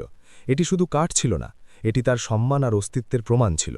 সূর্যের প্রথম রশ্মির সাথে মোল্লা নাসিরুদ্দিন সুরঙ্গ থেকে বাইরে বেরোলেন। সামনের দৃশ্যটি গায়ের লোম খাড়া করে দেওয়ার মতো ছিল। একটি গভীর উত্তাল নদী বয়ে যাচ্ছিল, যার জল পাথরে ধাক্কা খেয়ে সাদা ফেনা তৈরি করছিল, এবং সেই নদীর ওপরে দুটি উঁচু পাহাড়কে যুক্ত করা একটি দড়ির পুল ছিল। পুলের অবস্থা জরাজীর্ণ ছিল, তার দড়িগুলো পচে গিয়েছিল এবং কাঠের অনেক তক্তা উধাও ছিল। হাওয়ায় সেটি দোল খাচ্ছিল। একে পার করা মৃত্যুর সাথে দড়ি টানাটানি খেলার মতো ছিল। একেই শয়তানের পুল বলা হতো। মোল্লা নাসিরুদ্দিন ঘোড়া থেকে নামলেন। ঘোড়া এই পুল দিয়ে চলতে পারত না, তাকে ওখানেই ছেড়ে দিতে হবে। মোল্লা নাসিরুদ্দিন ঘোড়ার জিন খুললেন এবং তাকে মুক্ত করে দিলেন। যাও বন্ধু, তিনি বললেন। মোল্লা নাসিরুদ্দিন পুলে প্রথম কদম রাখলেন। পুলটি চুঁ চুঁ শব্দ করে কেঁপে উঠল। নিচে গভীর খাদ, পড়ে যাওয়ার মানে নিশ্চিত মৃত্যু। মোল্লা নাসিরুদ্দিন দড়িগুলোকে শক্ত করে ধরলেন এবং ধীরে ধীরে এগিয়ে যেতে লাগলেন। প্রতিটি কদমে কাঠ মরমর করছিল। হাওয়া তেজ ছিল এবং পুলটিকে দোলাচ্ছিল। যখন তিনি পুলের মাঝখানে পৌঁছালেন, তখন তিনি পেছন থেকে আওয়াজ শুনতে পেলেন। মোল্লা নাসিরুদ্দিন ঘুরে দেখলেন, তার বুক ধক করে উঠল। শামসুদ্দিন! সে হার মানার লোক ছিল না, সে একা ছিল। তার পোশাক ছেঁড়া ছিল, মুখে রক্ত আর ধুলো ছিল, কিন্তু তার চোখে উন্মাদনা ছিল। সে সুরঙ্গ থেকে বাইরে বেরিয়েছে, তার হাতে একটি লম্বা বন্দুক ছিল। কোথায় যাচ্ছ মোল্লা নাসিরুদ্দিন? শামসুদ্দিন চিৎকার করল। তার কণ্ঠ বাতাসের শব্দের মাঝেও পরিষ্কার শোনা গেল। আমি বলেছিলাম না আমি তোমাকে পাতাল থেকেও খুঁজে বের করব? মোল্লা নাসিরুদ্দিন পুলের মাঝখানে ছিলেন, অধর মাঝখানে ঝুলে। এগিয়ে যেতে সময় লাগবে, আর পেছনে যাওয়া অসম্ভব ছিল। শামসুদ্দিন বন্দুকের নিশানা করল। ওই কাঠটা আমার দিকে ছুড়ে দাও, আর আমি হয়তো তোমাকে বাঁচতে দেব। মোল্লা নাসিরুদ্দিন হাসলেন। এই মৃত্যুর দৃশ্যেও তার হাসি পেয়ে গেল। শামসুদ্দিন, তুমি এখনও সওদা করছ। তুমি ব্যবসায়ী রয়ে গেলে, যোদ্ধা কোনোদিন হতে পারবে না। শেষ সুযোগ, শামসুদ্দিন চিৎকার করল। তার আঙুল ট্রিগারের ওপর ছিল। মোল্লা নাসিরুদ্দিন দেখলেন যে শামসুদ্দিন পুলে আসছে না। সে জানে যে পুল দুজনের ভার সহ্য করতে পারবে না। মোল্লা নাসিরুদ্দিন নিজের পকেট থেকে সেই বারুদের থলিটি বের করলেন, যা জোড়া দিয়েছিল। তোমার কাঠ চাই? মোল্লা নাসিরুদ্দিন চিৎকার করলেন। এসো, নিয়ে নাও। মোল্লা নাসিরুদ্দিন বারুদের থলিটিকে নিজের দিকে পুলের দড়িতে নয়, বরং পুলের সেই অংশে রেখে দিলেন যেখানে তিনি দাঁড়িয়েছিলেন। না, এটি ভুল চাল হবে।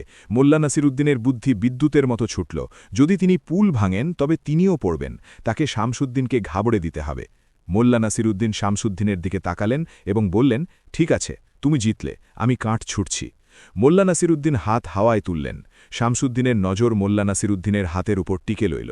সে বন্দুকটি একটু নিচু করল। এটাই সেই মুহূর্ত ছিল। মোল্লা নাসিরুদ্দিন কাঠ ছুড়লেন না, বরং জোরার দেওয়া সেই পুরনো পিস্তলটি বের করলেন, যা তিনি নিজের কোমরে লুকিয়ে রেখেছিলেন।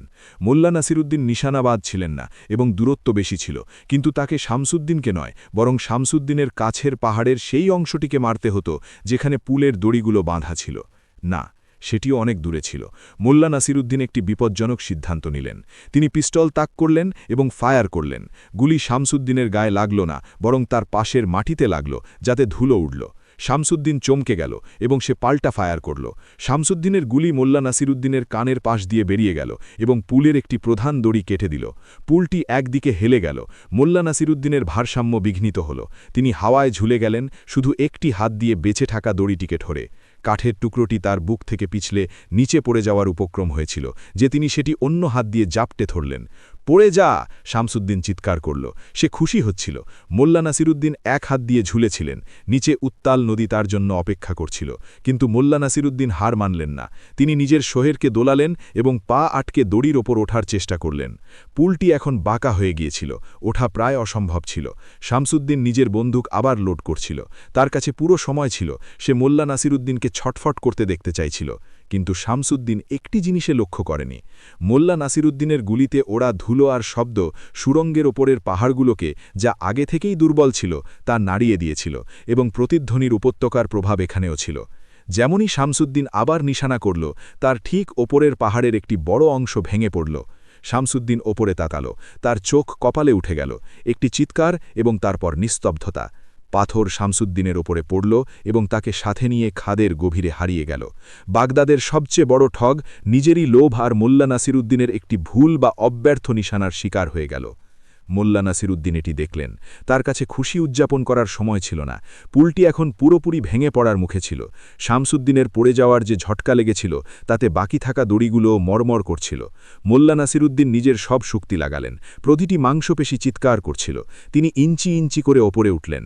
অবশেষে তার হাত মাটিতে পড়ল, শক্ত, মজবুত মাটি। তিনি পুলের অন্য প্রান্তে পারস্যের সীমানায় ছিলেন।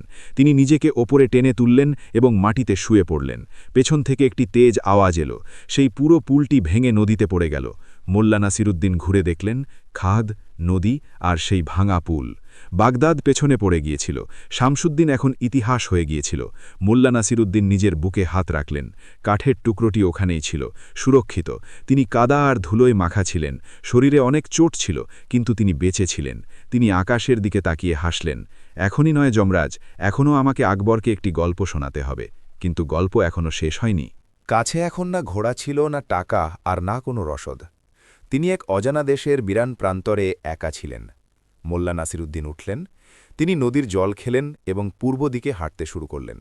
অনেকদিন পর্যন্ত তিনি পায়ে হেঁটে চললেন। ক্ষুধার্ত, তৃষ্ণার্থ অবস্থায় পথে তিনি যাযাবরদের দেখা পেলেন, যাদের কাছে তিনি কাজের বিনিময়ে একটু খাবার চাইলেন। একবার একটি কাফেলার সাথে হয়ে নিলেন। সাফার মাস পার হল, ঋতু বদলাল। মোল্লা নাসিরুদ্দিনের শরীর দুর্বল হয়ে গেল, কিন্তু তার চোখের জ্যোতি কমল না। তিনি নিজের পরিচয় কাউকে দিলেন না। তিনি শুধু একজন নিস্তব্ধ যাত্রী হয়ে চলতে থাকলেন। অবশেষে একদিন তিনি পরিচিত গন্ধ অনুভব করলেন, ভেজা মাটি আর সর্ষের গন্ধ, এবং দূরে দিগন্তে তিনি একটি মিনার দেখতে পেলেন। এটি লাহোরের সীমানা ছিল। তিনি হিন্দুস্থানে ফিরে এসেছিলেন। খুশির ঢেউ তার ক্লান্ত পায়ে প্রাণ ফিরিয়ে দিল। তিনি লাহোর পৌঁছলেন। সেখানে তিনি নিজের আংটিটি, যা তিনি এতদিন নিজের চুলে লুকিয়ে রেখেছিলেন, এক জোহরির কাছে বিক্রি করলেন। তা থেকে পাওয়া টাকা গিয়ে তিনি ভালো পোশাক কিনলেন, একটি ঘোড়া নিলেন এবং আগ্রার দিকে রওনা হলেন। এখন তিনি মোল্লা নাসিরুদ্দিন ছিলেন, রাজকীয় পোশাকে নয়, কিন্তু রাজকীয় ঢঙে। যখন তিনি আগ্রার কাছে পৌঁছলেন, তখন তিনি জানতে পারলেন যে দরবারের শোকের ছায়া নেমেছে। খবর রটেছিল যে মোল্লা নাসিরুদ্দিন বাগদাদে মারা গিয়েছেন। কেউ বলতো তাকে ডাকাতরা মেরে ফেলেছে, কেউ বলতো শামসুদ্দিন তাকে দেয়ালের ভেতর গেঁথে ফেলেছে। মোল্লা নাসিরুদ্দিন হাসলেন। আমার মৃত্যুর খবর সবসময় বাড়িয়ে বলা হয়। তিনি মনে মনে ভাবলেন। তিনি সন্ধ্যার সময় আগ্রার কেল্লার দ্বারে পৌঁছলেন। পাহারাদাররা তাকে প্রথমে চিনতে পারল না, কারণ তার দাড়ি বেড়ে গিয়েছিল এবং রং তামাটে হয়ে গিয়েছিল। কিন্তু যখন মোল্লা নাসিরুদ্দিন নিজের বিশেষ কায়দায় বললেন, দরজা খোলো, না হলে আমি তোমাকে এমন ধাঁধা শোনাব যে তুমি এখানেই দাঁড়িয়ে দাঁড়িয়ে পাথর হয়ে যাবে, তখন পাহারাদাররা খুশিতে লাফিয়ে উঠল। দেবানী খাসে মোল্লা নাসিরুদ্দিন এসেছেন, মোল্লা নাসিরুদ্দিন বেঁচে আছেন, এই খবর আগুনের মতো ছড়িয়ে পড়ল। আকবর সেই সময় নিজের কক্ষে উদাস হয়ে বসেছিলেন। মোল্লা নাসিরুদ্দিনের কথা তাকে কষ্ট দিচ্ছিল। তখনই শোরগোল শুনে তিনি বাইরে এলেন। সামনে মোল্লা নাসিরুদ্দিন দাঁড়িয়েছিলেন, ধুলোয় মাখা, কিন্তু সেই পুরনো হাসি নিয়ে। আকবর দৌড়ে এলেন এবং প্রোটোকল ভুলে মোল্লা নাসিরুদ্দিনকে জড়িয়ে ধরলেন। বাদশার চোখে জল ছিল। মোল্লা নাসিরুদ্দিন, তুমি ফিরে এসেছ? আমার মনে হয়েছিল আমি আমার সবচেয়ে কিমোল রত্ন হারিয়ে ফেলেছি। প্রাণ বাঁচলে লাখে পাওয়া যায় জাহাপনা, মোল্লা নাসিরুদ্দিন হাসতে হাসতে বললেন। পুরো দরবার জমা হয়ে গেল। মোল্লা দো পিয়াজাও, যিনি মোল্লা নাসিরুদ্দিনকে হিংসে করতেন, আজ খুশি দেখাচ্ছিলেন, বা হয়তো দেখানোর নাটক করছিলেন। সবাই এটি জানতে উৎসুক ছিল যে মোল্লা নাসিরুদ্দিন কি এনেছেন। তিনি কি হিরে এনেছেন, কোনো জাদুকরি গালিচা? আকবর সিংহাসনে বসে জিজ্ঞেস করলেন, মোল্লা নাসিরুদ্দিন, তুমি খালি হাতে আসনি তো? কি এনেছ সেই ঠকদের বাজার থেকে? তুমি কি তাদের হারিয়েছ? মোল্লা নাসিরুদ্দিন ধীরে নিজের পকেটে হাত দিলেন। দরবারে নিস্তব্ধতা ছেয়ে গেল। সবার নজর মোল্লা নাসিরুদ্দিনের হাতের উপর ছিল। মোল্লা নাসিরুদ্দিন সেই মখমলের থলিটি বার করলেন, যাতে সেই কাঠের টুকরোটি ছিল। তিনি থলিটি খুললেন এবং সেই পচা ঘুম ধরা কুৎসিত কাঠের টুকরোটি আকবরের সামনে তখতের উপর রেখে দিলেন। দরবারীরা অবাক হয়ে গেল, কারো কারো হাসি পেয়ে গেল, কিন্তু বাদশাহর উপস্থিতিতে হাসার সাহস হল না। এটি কি মোল্লা নাসিরুদ্দিন? আকবর অবাক হয়ে জিজ্ঞেস করলেন। এত লম্বা যাত্রা, এত বিপদ, আর তুমি এই জ্বালানি কাঠ নিয়ে এসেছ? মোল্লা নাসিরুদ্দিন মাথা নত করে বললেন, জাহাপনা, এটি কোনো সাধারণ কাঠ নয়, এটি বাগদাদের বাজারে সবচেয়ে মূল্যবান জিনিস, এটি সততার টুকরো।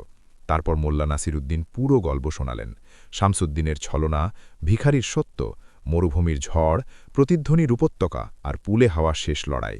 দরবারে পিনপতন নিস্তব্ধতা ছিল। লোকরা দম বন্ধ করে গল্প শুনছিল।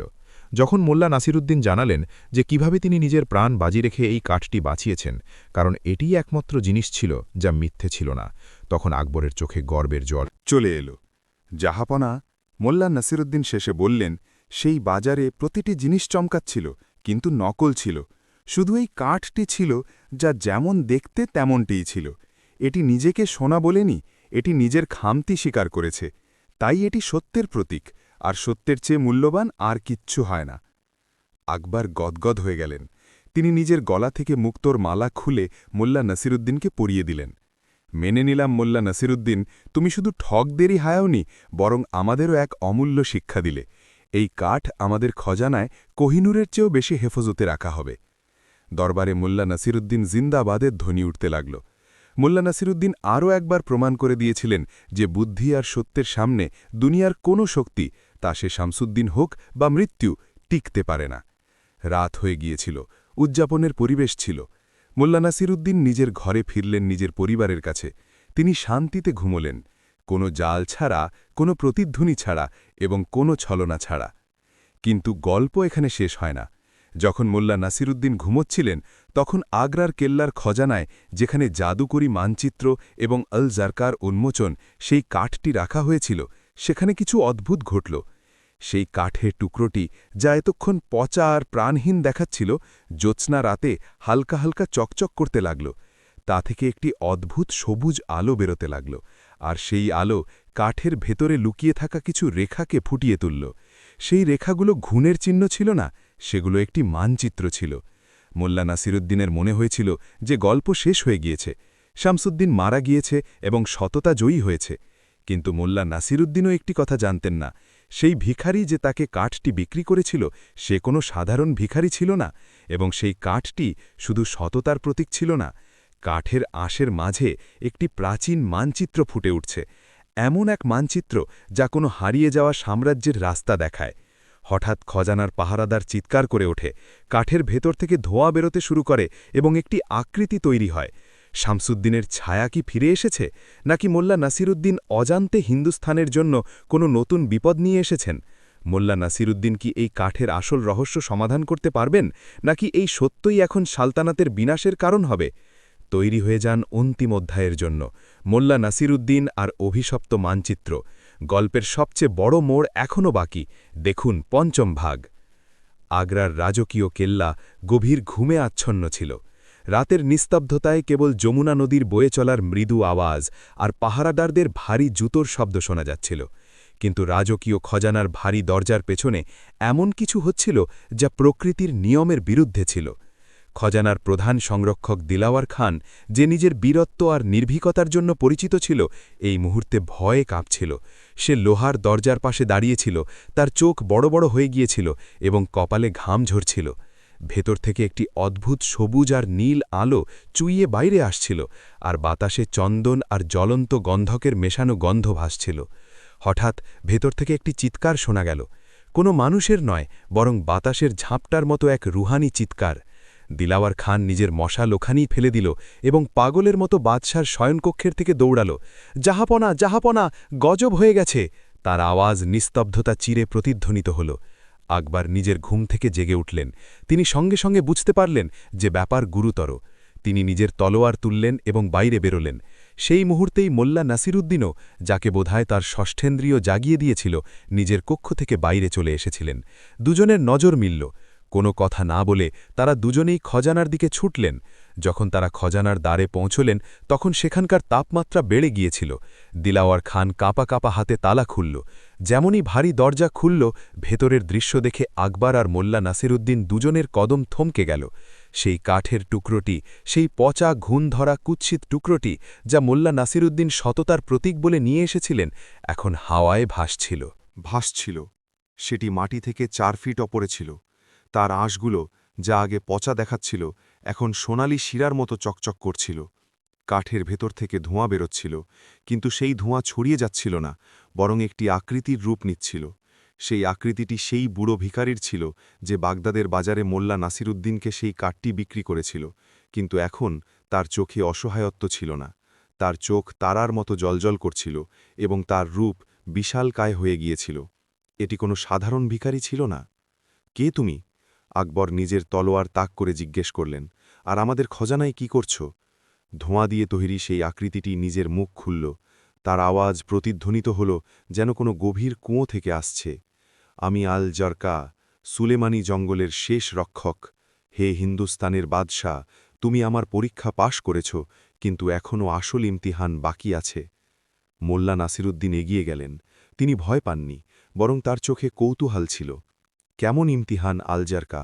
আমি সততা কিনেছিলাম, আর সততা এখানে মজুদ আছে। এখন এতে কি রহস্য আছে? আলজারকার আকৃতি মোল্লা নাসিরুদ্দিনের দিকে তাকালো এবং হাসল। মোল্লা নাসিরুদ্দিন, তুমি চতুর। তুমি চিনতে পেরেছিলে যে কাঠে সত্য ছিল, কিন্তু তুমি এটি চিনতে পারোনি যে এই কাঠ শুধু একটি প্রতীক নয়, বরং একটি চাবি। দেখো, আকৃতিটি কাঠের দিকে ইশারা করল। কাঠের চকচকে আঁশ থেকে আলোর রশ্মি বেরোল এবং খজানার দেয়ালে একটি মানচিত্র তৈরি হয়ে গেল। এই মানচিত্র দুনিয়ার ছিল না, এই মানচিত্র সেই জায়গাগুলোর ছিল যা মানুষের ইতিহাস থেকে মুছে দেওয়া হয়েছিল, আর সেই মানচিত্রের কেন্দ্রে একটি উজ্জ্বল বিন্দু ছিল। এটি কি? আকবর বিস্ময়ের সাথে জিজ্ঞেস করলেন। এটি শাহরে তিলিস্মের মানচিত্র, আলজরকা বলল। সেই জায়গা যেখানে সিকান্দার নিজের দৌলত নয়, নিজের জ্ঞান লুকিয়েছিলেন, যেখানে লোহাকে সোনা বানানোর বিদ্যা, মৃত্যুকে হারানোর অমৃত আর ভবিষ্যৎ দেখার দর্পণ রাখা আছে। এই কাঠ সেই শহরের চাবি। যে একে সততা ভেবে গ্রহণ করেছে, সেই এর রহস্যের হকদার। আকবরের চোখে চমক চলে এলো। এক মুহূর্তের জন্য বাদশাহের ভেতরের সেই উচ্চাকাঙ্ক্ষী মানুষটি জেগে উঠল, যে পুরো দুনিয়া জয় করতে চায়। মৃত্যুকে হারানোর অমৃত, ভবিষ্যৎ দেখার দর্পণ। মোল্লা নাসিরুদ্দিন, ভাবো, যদি এটি আমাদের হাতে চলে আসে, তবে মুঘল সালতানাত অমর হয়ে যাবে। আমরা দুনিয়া থেকে গরিবি আর রোগ মুছে দিতে পারব। কিন্তু মোল্লা নাসিরুদ্দিন শান্ত ছিলেন। তিনি সেই মানচিত্র দেখছিলেন এবং তারপর আলজারকার চোখের দিকে। তার কোথাও খটকা লাগছিল। তিনি জিজ্ঞেস করলেন, আলজারকা, যদি এই খজানা এতই মহান হয়, তবে তুমি একে একটি পচা কাঠ হিসেবে বাগদাদের আবর্জনায় কেন বিক্রি করছিলে? তুমি নিজে কেন এর ব্যবহার করলে না? ধোঁয়াটি আকৃতির মুখ গম্ভীর হয়ে গেল। কারণ জ্ঞান দুই ধারের তলোয়ার মোল্লা নাসিরুদ্দিন। এটি তৈরিও করে, আর বিনাশও করে। আমার পূর্বপুরুষরা কসম খেয়েছিল যে এই চাবি শুধু তাকেই মিলবে যে লোভের ঊর্ধ্বে। মোল্লা নাসিরুদ্দিন, তুমি একে বিনা লোভে কিনেছ, তাই এখন সিদ্ধান্ত তোমার। সিদ্ধান্ত? আকবর জিজ্ঞেস করলেন। হ্যাঁ, আলজারকা বলল। এই কাঠ এখন সক্রিয় হয়ে গেছে। আগামী 1 প্রহরের মধ্যে এই মানচিত্র চিরদিনের জন্য মুছে যাবে, আর এই কাঠ ছাই হয়ে যাবে। হয় তুমি এই মানচিত্রটি টুকে নাও আর সেই শক্তিকে লাভ করো, অথবা একে জ্বলতে দাও আর চিরদিনের জন্য ভুলে যাও। কিন্তু মনে রেখো, যারা শহরে তিলিসমে গিয়েছে তারা কোনোদিন ফিরে এসে সেই একই মানুষ হয়ে ফিরে আসেনি। শক্তি মানুষকে বদলে দেয়। আকবর মোল্লা নাসিরুদ্দিনের দিকে ফিরলেন। মোল্লা নাসিরুদ্দিন, লিপিকদের ডাকো, আমাদের এই মানচিত্র টুকে নিতে হবে। এই সুযোগ শতাব্দীতে একবার মেলে, আমরা এটি হারাতে পারি না। মোল্লা নাসিরুদ্দিন নিজের জায়গায় নড়লেন না। তার মুখ গম্ভীর ছিল। তিনি এক গভীর দ্বন্দ্বে ছিলেন। একদিকে তার বাদশাহের আদেশ আর সালতানাতের ভবিষ্যৎ ছিল, আর অন্যদিকে তার নিজের বুদ্ধি আর বিবেক। জাহাপনা, মোল্লা নাসিরুদ্দিন নরম কণ্ঠে বললেন, মনে করুন বাগদাদের সেই বাজার যেখানে সবাই অমৃত আর জাদু বিক্রি করছিল। শামসুদ্দিনও আমাকে এই একই লোভ দেখিয়েছিল, আর আজ এই রক্ষকও আমাদের সেই একই লোভ দেখাচ্ছে। এটি কি সম্ভব নয় যে এটিও একটি পরীক্ষা? এটি পরীক্ষা নয়, এটি ইনাম, পুরস্কার। আকবর একটু রেগে গিয়ে বললেন, তুমি নিজের প্রাণ ঝুঁকিতে ফেলেছ, এটি তার ফল। মোল্লা নাসিরুদ্দিন, আমি হুকুম দিচ্ছি, মানচিত্রটি সুরক্ষিত করো। মোল্লা নাসিরুদ্দিন কাঠের টুকরোটি দেখলেন, যা এখন আরও তেজ চকচক করছিল। তা থেকে বেরোনো তাপ পুরো ঘরকে তপ্ত করে দিচ্ছিল। মোল্লা নাসিরুদ্দিন ধীরে ধীরে বললেন, জাহাপনা, ইতিহাস সাক্ষী আছে যে যখনই মানুষ দেবতাদের শক্তি হাতিয়ে নেওয়ার চেষ্টা করেছে, বিনাশী হয়েছে। ভবিষ্যৎ দেখা আল্লাহর কাজ। যদি আমরা ভবিষ্যৎ জেনে নেব, তবে বর্তমানের আনন্দ শেষ হয়ে যাবে। যদি আমরা মৃত্যুকে হারিয়ে দেব, তবে জীবনের মূল্য শেষ হয়ে যাবে। তাহলে কি তুমি চাও যে আমি এই শক্তিকে পুড়ে যেতে দিই? আকবর চিৎকার করলেন, তুমি কি এতই কাপুরুষ? কাপুরুষ নই জাহাপনা, সাবধান আছি। মোল্লা নাসিরুদ্দিন বললেন, এই কাঠ সততার প্রতীক ছিল, আর সততা এটিই বলে যে মানুষের নিজের সীমার মধ্যে থাকা উচিত। এই মানচিত্র আমাদের সেই পথে নিয়ে যাবে যেখানে আমরা বাদশা নই, বরং শক্তির গোলাম হয়ে যাব। তখনই কাঠ থেকে বেরোনো আলো লাল হয়ে গেল। আলজারকার আকৃতি হাসতে লাগল। সময় বয়ে যাচ্ছে বাদশা, সিদ্ধান্ত নাও, তুমি শক্তি বেছে নেবে না শান্তি? আকবর এগিয়ে গেলেন, হাত বাড়িয়ে কাঠটি ধরার জন্য, কিন্তু মোল্লা নাসিরুদ্দিন তার হাত ধরে ফেললেন। এটি একটি অকল্পনীয় দৃশ্য ছিল। কেউ বাদশার হাত রোখার দৃষ্টতা করেছিল। মোল্লা নাসিরুদ্দিন, আকবর গর্জন করলেন, হাত ছাড়ো। মোল্লা নাসিরুদ্দিন চোখে জল নিয়ে কিন্তু দৃঢ়তার সাথে বললেন, মাফ করবেন জাহাপনা, আমি আপনার মন্ত্রী। আমার কাজ শুধু আপনার আজ্ঞা মানা নয়, আপনার রক্ষা করাও। তাতে আমার ওপর আপনার নারাজি কেন না সইতে হোক। আর এর আগে যে আকবর কিছু করতে পারতেন, মোল্লা নাসিরুদ্দিন কাছে পড়ে থাকা একটি ভারী লোহার সিন্দুককে ধাক্কা দিলেন এবং তাকে কাঠের ঠিক নিচে ফেলে দিলেন। তারপর তিনি একটি জ্বলন্ত মাশাল তুললেন। না, আকবর চিৎকার করলেন। মোল্লা নাসিরুদ্দিন মাশালটি সেই জাদুকরী কাঠের ওপর মারলেন না, বরং সেই মানচিত্রের ওপর মারলেন যা দেওয়ালে তৈরি হচ্ছিল। কিন্তু এটি কি? দেওয়ালে নাকতেই আগুন নিভে গেল। এটি সাধারণ আগুন দিয়ে মেটার মতো জিনিস ছিল না। আলজারকা হাসল। একে তুমি মেটাতে পারবে না মোল্লা নাসিরুদ্দিন, এটি ততক্ষণ থাকবে যতক্ষণ কাঠ আছে। মোল্লা নাসিরুদ্দিন বুঝলেন উৎসকে শেষ করতে হবে। তিনি নিজের তলোয়ার বের করলেন। কাঠ হাওয়ায় ভাসছিল। মোল্লা নাসিরুদ্দিন পুরো শক্তি দিয়ে তার উপর আঘাত করলেন। একটি জোরালো শব্দ হল। তলোয়ার কাঠের সাথে ধাক্কা লাগতেই ভেঙে গেল। কাঠের উপর একটি আঁচড়ও লাগল না। এটি সুলেমানি কাঠ মূর্খ, আলজারকা ব্যঙ্গ করল। লোহা একে কাটতে পারে না। মোল্লা নাসিরুদ্দিন চারদিকে দেখলেন। জল নেই, আগুন নেই, তবে কি? তখনই তার বাগদাদের সেই ভিখারি যে এখন আলজারকা ছিল, তার একটি কথা মনে পড়ল। সে বলেছিল এটি মিথ্যা আর ছলনা থেকে মুক্ত।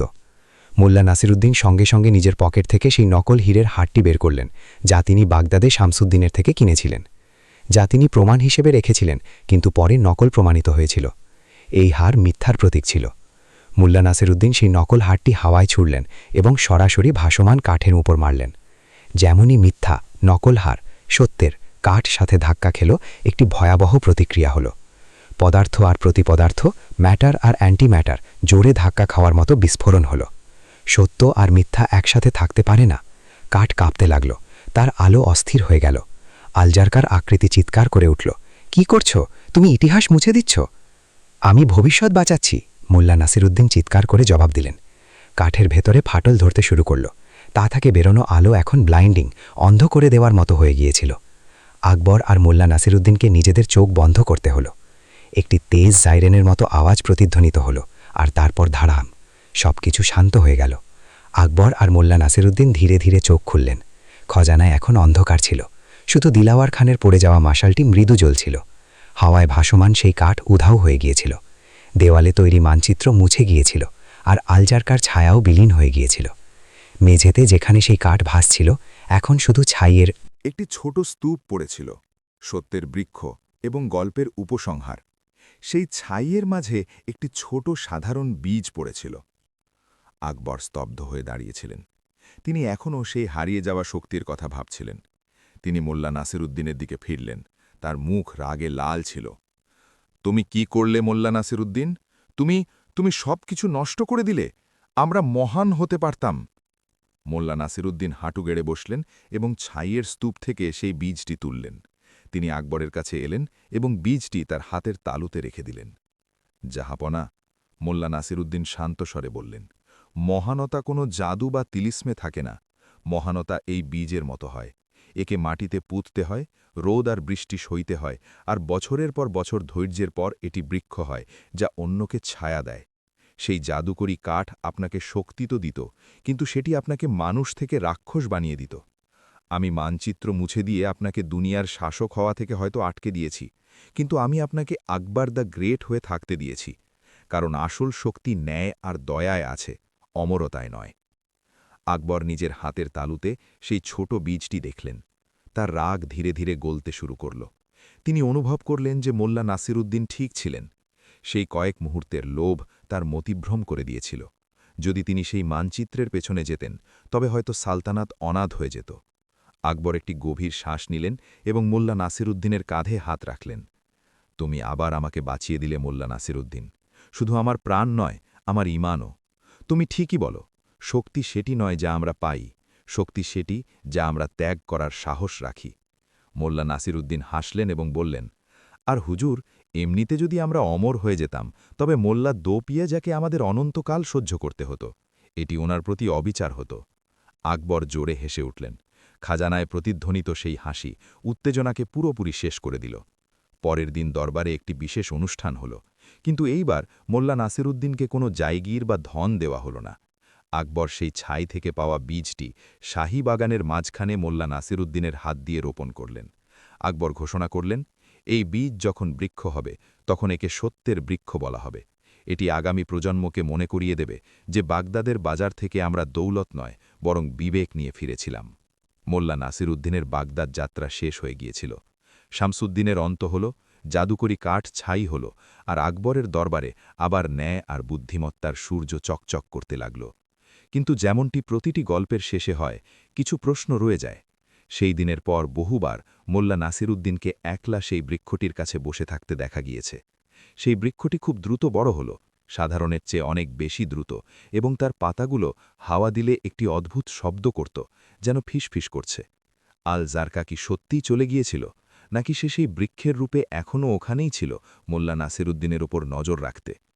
এক সন্ধ্যায় যখন মোল্লা নাসিরুদ্দিন সেই গাছের নিচে বসেছিলেন, একটি শুকনো পাতা তার কোলে এসে পড়ল। মোল্লা নাসিরুদ্দিন সেটি তুললেন। সেই পাতার শিরাগুলোতে খুব ভালো করে দেখলে আবার সেই মানচিত্র হালকা ফুটে উঠছিল। মোল্লা নাসিরুদ্দিন সেটি দেখলেন, হাসলেন, আর সেই পাতাটিকে ডোলে হাওয়ায় উড়িয়ে দিলেন। না, তিনি হাওয়াকে বললেন, কিছু রহস্যই থাকা উচিত। মোল্লা নাসিরুদ্দিন উঠলেন এবং নিজের বাড়ির দিকে হাঁটা দিলেন, যেখানে তার সন্তানেরা তার অপেক্ষা করছিল। একটি সাধারণ সন্ধ্যা, একটি সাধারণ জীবন, আর এটাই ছিল তার সবচেয়ে বড় জয়। মোল্লা নাসিরুদ্দিন বাগদাদের রহস্যকে তো দাফন করে দিলেন, কিন্তু ভাগ্যের অন্য কিছুই মঞ্জুর ছিল। হঠাৎ জমি কেঁপে ওঠে, বৃক্ষের শিকড় মাটি চিরে বাইরে আসতে শুরু করে, আর শিকড়ের নিচ থেকে একটি পুরনো মোর্চে ধরা সিন্দুক বেরিয়ে আসে। সিন্দুকের ওপর একটি নিশান তৈরি আছে, সেই একই নিশান যা আকবরের আংটিতে থাকে, কিন্তু উল্টো। ভেতর থেকে একটি পুরনো তাম্রপত্র বেরোয়, যাতে লেখা আছে, আকবর নয়, আসল উত্তরাধিকারী অন্য কেউ। মুঘল তখ্তে কি বিপদ ঘনিয়ে আসছে? আকবরের অতীত কি এমন কোনো মিথ্যা লুকিয়ে রেখেছে যা এখন সামনে আসতে চলেছে? মোল্লা নাসিরুদ্দিনের পরবর্তী চ্যালেঞ্জ শুধু বুদ্ধির নয়, বন্ধুত্বের ও আনুগত্যের হবে। আপনি কি প্রস্তুত মোল্লা নাসিরুদ্দিন আর তখ্তের রহস্যের জন্য? পরবর্তী গল্পের জন্য কমেন্ট করুন। এই গল্পটি পুরো শোনার জন্য আপনাদের অনেক অনেক ধন্যবাদ।